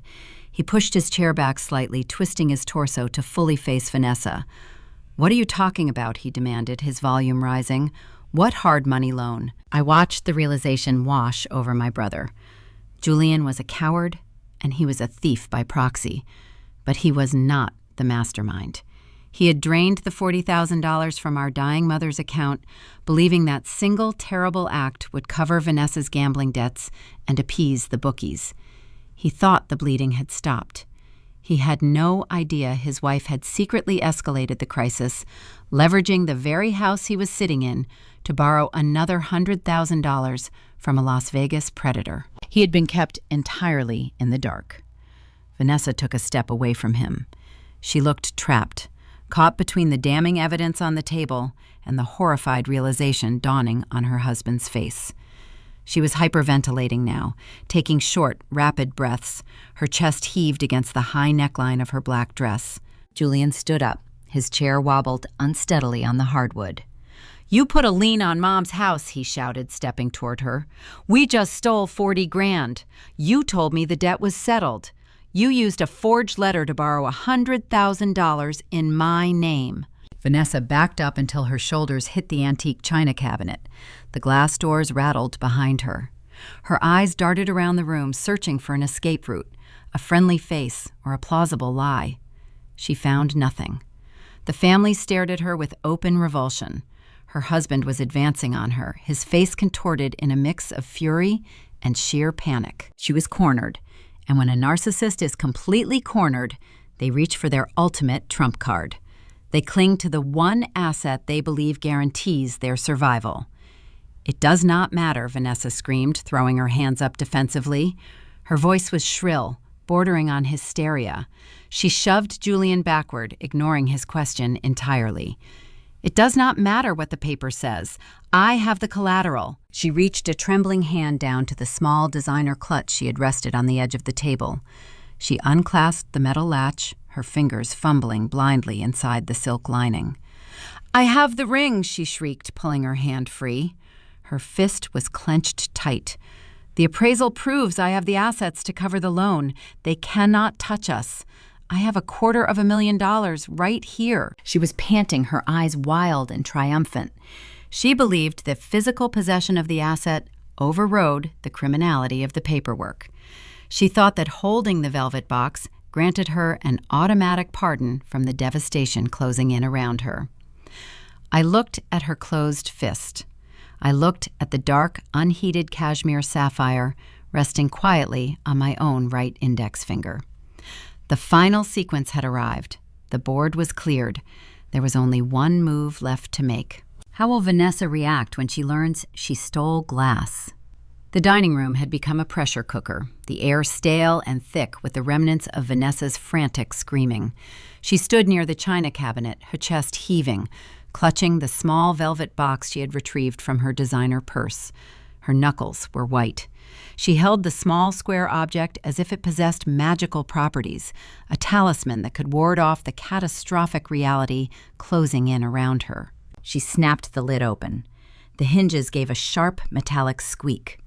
The overhead chandelier cast its bright bulbs down onto the velvet cushion. The faux vintage silver tone setting caught the light, throwing off harsh, artificial rainbow flashes from the faceted cubic zirconia. Vanessa held it up high, presenting it to the horrified relatives, thrusting it toward her trembling husband, and finally aiming it at me like a weapon. I watched her with the clinical detachment of a scientist, observing a chemical reaction run its final volatile course. In the insurance industry, we categorize assets by their verifiable authenticity. A piece of paper might claim a structure as sound, but the foundation tells the true story. Vanessa was betting her freedom on a foundation made of sand. "You do not have the ring, Vanessa," I said. My voice was incredibly soft, barely louder than a whisper, yet it cut through the lingering echoes of her shouting with effortless precision. She let out a grating, hysterical laugh. Her eyes were wide, the pupils dilated with a toxic mixture of adrenaline and pure delusion. "Are you blind?" she spat, taking a step toward the mahogany table. "It is right here. I took it from your bag. I took the appraisal certificate, too. I secured our future, and there is nothing you can do about it." I did not argue. Arguing provides an opponent with a surface to push against. I simply reached into the right pocket of my charcoal blazer and withdrew my smartphone. I unlocked the screen with my thumb. The digital display illuminated my face. I navigated away from the home screen, tapping the icon for a popular online retail application. I opened my recent order history and selected the top invoice. I placed the phone flat on the polished wood of the dining table. With a smooth, measured push from my index finger, I sent the device sliding down the center line. It glided past the bank ledger. It bypassed the printed screenshot of the expired notary seal. It slowed to a gentle stop, just inches away from Julian's empty dinner plate. "Look at the screen, Julian," I commanded. The tone was unyielding, demanding immediate compliance. "Read the delivery details aloud." Julian was shaking. He looked like a man waking up from a severe concussion. He dragged his gaze downward, focusing on the illuminated screen resting near his knuckles. He blinked, struggling to process the digital text displaying the product photograph and the itemized billing summary. His lips parted. A dry, rasping sound emerged before he found his voice. "Cubic zirconia replica," Julian read, his voice cracking on the final syllable. "Faux vintage halo setting, silver tone alloy, delivered Tuesday via expedited shipping." He swallowed hard, his throat working convulsively. He looked at the bold total printed at the bottom of the digital invoice, $39.99. Julian lifted his head slowly, turning to look at his wife. The expression on his face was one of profound, unadulterated horror. He was looking at a woman who had just driven their lives off a sheer cliff. Vanessa shook her head rapidly, her earrings swaying with the frantic motion. "No," she stammered, her hysterical confidence fracturing into jagged pieces. "No, that is a trick. I saw the appraisal. I saw Thomas's watermark. The certificate was right next to the box in your purse." "You saw exactly what I designed for you to see," I replied, stepping slightly away from the edge of the table. I printed a duplicate copy of the appraisal and placed it next to a cheap prop. I left my bag unattended in my own kitchen, setting a behavioral snare for a thief. You walked right into my home, smiled at my face, and stole it. I raised my right hand. I moved slowly, allowing the gesture to command the attention of every single person remaining in the room. The dining room chandelier caught the deep, unheated cashmere sapphire resting on my index finger. The genuine stone did not flash with the harsh, superficial glitter of the replica Vanessa held. Instead, it absorbed the light, fracturing it internally, and cast a rich, velvety, cornflower blue reflection across the surrounding walls. It radiated an ancient, undeniable density. It was a masterpiece of natural pressure, standing in stark contrast to the shallow, manufactured lie clutched in my sister-in-law's trembling hand. "You threw the real one in the trash 3 days after the funeral," I said, delivering the final chronological sequence of her downfall. "You stood in my mother's bedroom and called $250,000 cheap junk." I lowered my hand, letting the ring rest against the lapel of my blazer. "Then, driven by your own greed and cornered by your secret gambling debts, you stole a toy." I continued, my words landing like heavy stones. "And you took that toy to Apex Capital Solutions. You looked a predatory financier in the eye, and you used a piece of glass to defraud a dangerous Las Vegas hard money lender out of $100,000 in cash." The physical reaction was instantaneous. The muscles in Vanessa's hand went entirely slack. Her fingers uncurled.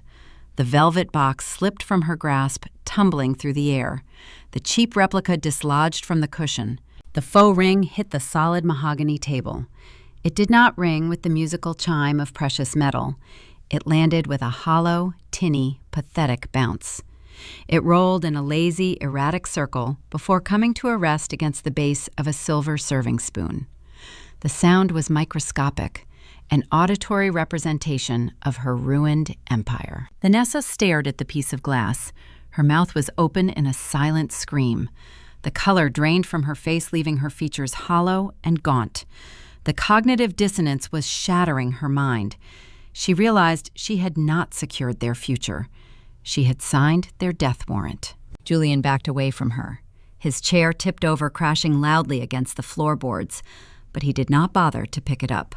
Defrauding a commercial retail bank is a white-collar crime that results in hearings, fines, and prison sentences. But Julian understood the Las Vegas underworld.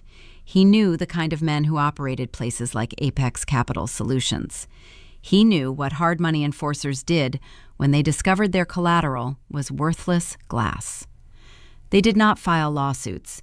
They sent debt collectors who did not care about the law. "We are dead," Julian whispered, his hands pulling at his own hair. "We are dead. They are going to take the house, and then they are going to come for us."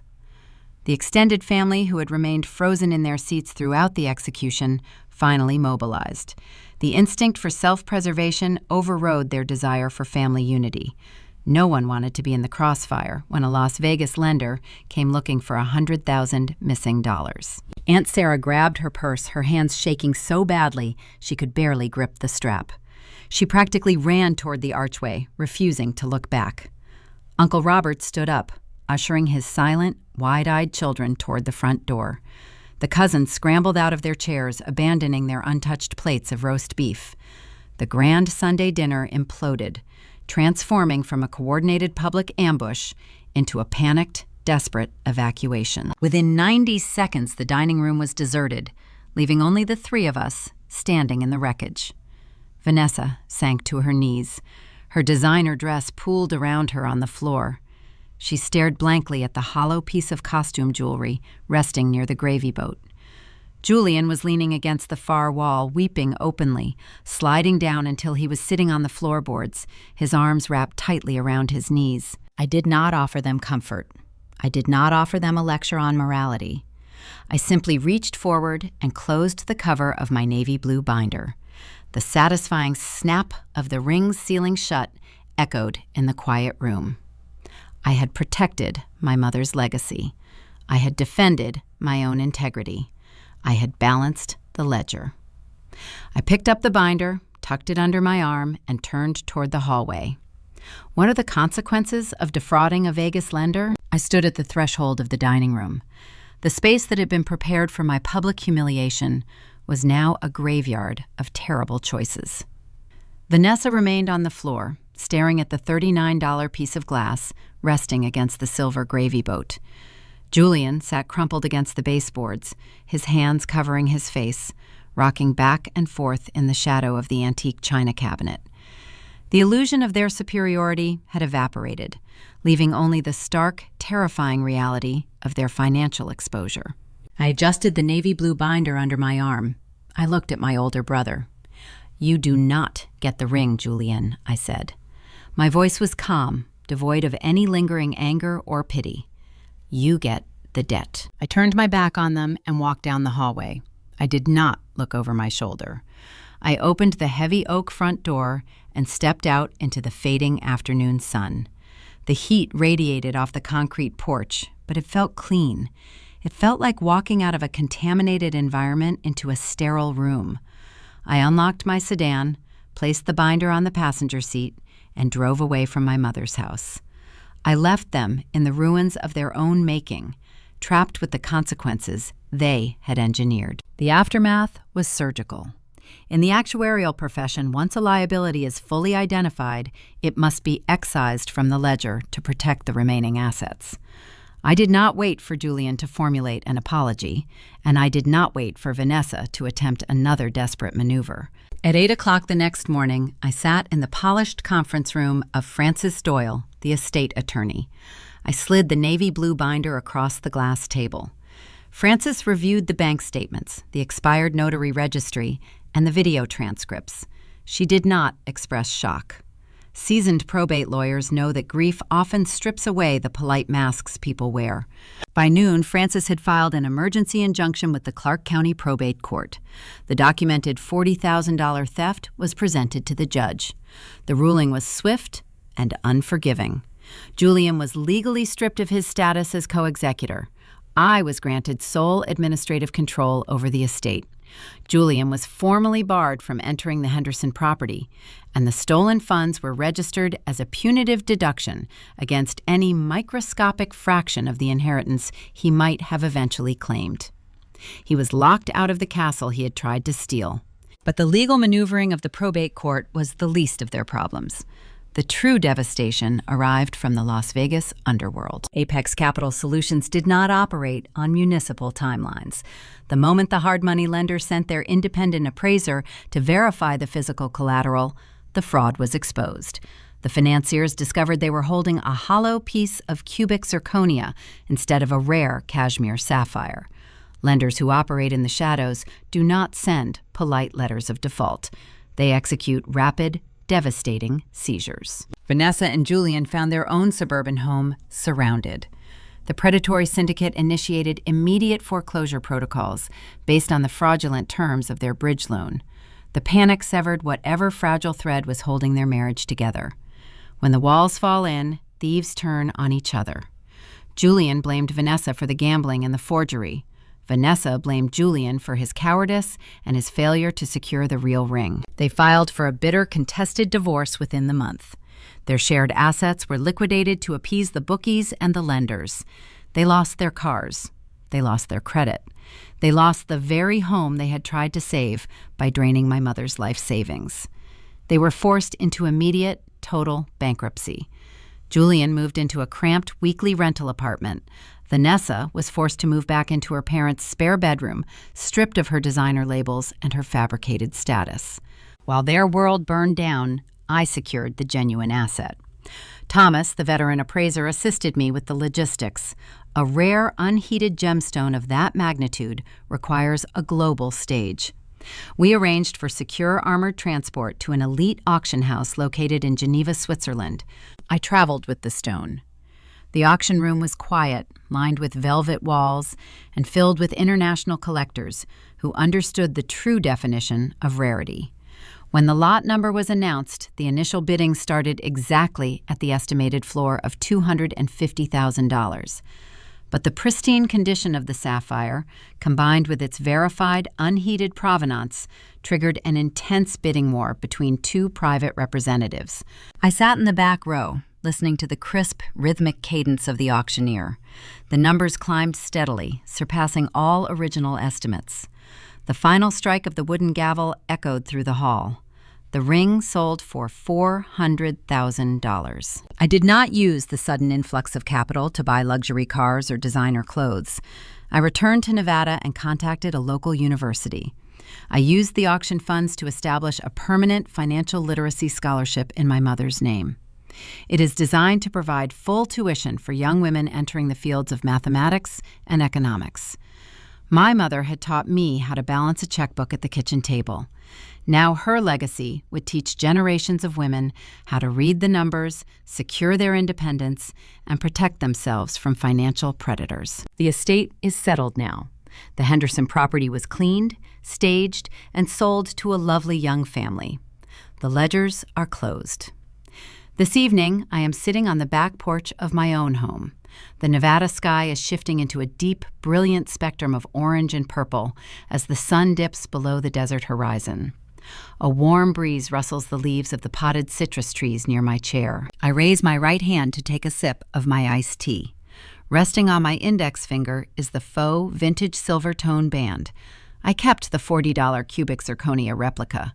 I wear it not because I have to, but as a quiet, private reminder. People will always show you exactly what they value. They will discard precious things because they lack the patience to see the depth, and they will destroy their own lives chasing the illusion of wealth. Keep your ledgers balanced. Let the loud ones dig their own graves. And remember that composed women answer loud betrayals with quiet facts. The dust has finally settled. The Henderson house has been sold to a young family who will fill its rooms with new laughter, unaware of the bitter fractures that once tore through its foundation. The legal documents have been filed, the accounts closed, and the genuine sapphire has found its way to a vault across the ocean. When the adrenaline fades and the survival instincts quiet down, you are left with the silence of the aftermath. It is in this quiet space, sitting on my own back porch as the Nevada sun dips below the horizon, that I find myself reflecting on the true nature of inheritance. In American culture, we possess a deep, almost mythological obsession with the transfer of wealth. We draft elaborate wills, we fight over real estate, and we assign immense emotional weight to antique silver and family heirlooms. We mistakenly believe that the most significant things we leave behind for our children are physical objects or financial portfolios. But the tragedy of my family, the collapse of my brother Julian, and the catastrophic desperation of his wife Vanessa proves that the most powerful and often the most dangerous inheritance we pass down is not measured in dollars. It is measured in habits, boundaries, and the quiet lessons taught at the kitchen table. Julian and I were raised under the same roof. We ate the same Sunday dinners, smelled the same roasting rosemary, and were guided by the same mother. Yet one of us grew up to value the undeniable truth of a balanced ledger, while the other grew up to become a man who would drain his dying mother's bank account to cover a gambling debt. How does a traditional family structure produce two vastly different ethical compasses? The answer lies in the subtle, often overlooked nuances of parenting and emotional awareness. When I was 12 years old, my mother sat me down under the warm glow of the kitchen light and taught me how to read a financial statement. She handed me a calculator and taught me that numbers never lie. She instilled in me the understanding that actions have quantifiable reactions, and that truth, no matter how uncomfortable, is the only reliable foundation upon which to build a life. She taught me to look at the hard facts and take responsibility for the bottom line. But parenting is a complex, flawed endeavor. The same mother who taught me accountability also harbored a blind spot, a weakness born of misplaced maternal protection. While I was learning to calculate risk, Julian was out denting cars and bouncing checks. And every time Julian stumbled, my mother was there with a $20 bill or a quiet bailout to smooth things over. She loved him deeply, and in her desire to protect her golden boy from the harsh realities of the world, she inadvertently disarmed him. This is a pervasive trap in modern American parenting. We equate love with the removal of struggle. We want to clear the path for our children, to shield them from discomfort, failure, and the heavy weight of consequence. But shielding a child from the natural consequences of their actions does not protect them. It paralyzes them. By constantly bailing Julian out, my mother taught him that he did not have to carry his own weight. She taught him that someone else would always step in to absorb his liabilities. When you raise a child without requiring them to develop emotional fortitude, you are sending a profoundly vulnerable adult out into a predatory world. Julian lacked the emotional awareness to tolerate discomfort. When he faced the terrifying reality of Vanessa's gambling debts and the aggressive threats of Las Vegas bookies, a man with a strong moral foundation would have confessed. He would have faced the ruin, accepted the shame, and dealt with the legal fallout. But Julian had never been taught how to endure a storm, so he took the path of least resistance. He chose cowardice. He chose theft. True family responsibility is not about demanding blind loyalty at a Sunday dinner, as Vanessa and my aunts attempted to do. It is about fostering an environment of absolute honesty and fairness from the very beginning. It requires parents to possess the courage to say no. It requires the emotional awareness to let a child fail safely in their youth so they do not fail catastrophically in their adulthood. If Julian had been allowed to face the music when he was a teenager, he might not have found himself sitting on a hardwood floor, weeping, as his life imploded over a forged letter and a fraudulent hard money loan. We live in a culture that increasingly values the aesthetic of success over the substance of character. Vanessa was the embodiment of this cultural shift. She navigated her life by reading price tags, obsessed with the superficial markers of wealth. She wanted the designer labels, the grand house, and the status of the primary heir, completely untethered from the hard work required to earn them. She was, in essence, the human equivalent of the $40 cubic zirconia replica she tried to use as collateral. She was all harsh, artificial flash, completely hollow on the inside, ready to shatter the moment real pressure was applied. We must strive to raise children who resemble the unheated cashmere sapphire. We must guide them to develop a character that is formed under immense natural pressure. We must teach them that genuine value does not require a polished, performative exterior to prove its worth. A sapphire holds its deep velvet color even in the darkest of rooms.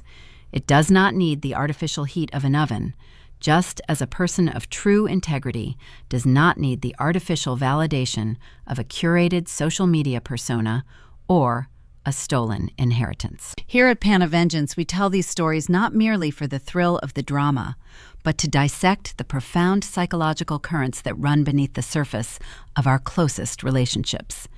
We explore the quiet victories of composed women because those victories are built on the bedrock of solid, uncompromising values. If you find yourself reflecting on your own family dynamics, if you believe in the power of accountability, boundaries, and the undeniable weight of the truth, I encourage you to join our community. Drop a comment sharing your own experiences, hit the subscribe button, and follow the channel. Together, we can continue to uncover the lessons hidden within the chaos. As the evening shadows stretch across my porch, I look down at the cheap piece of glass resting on my right hand.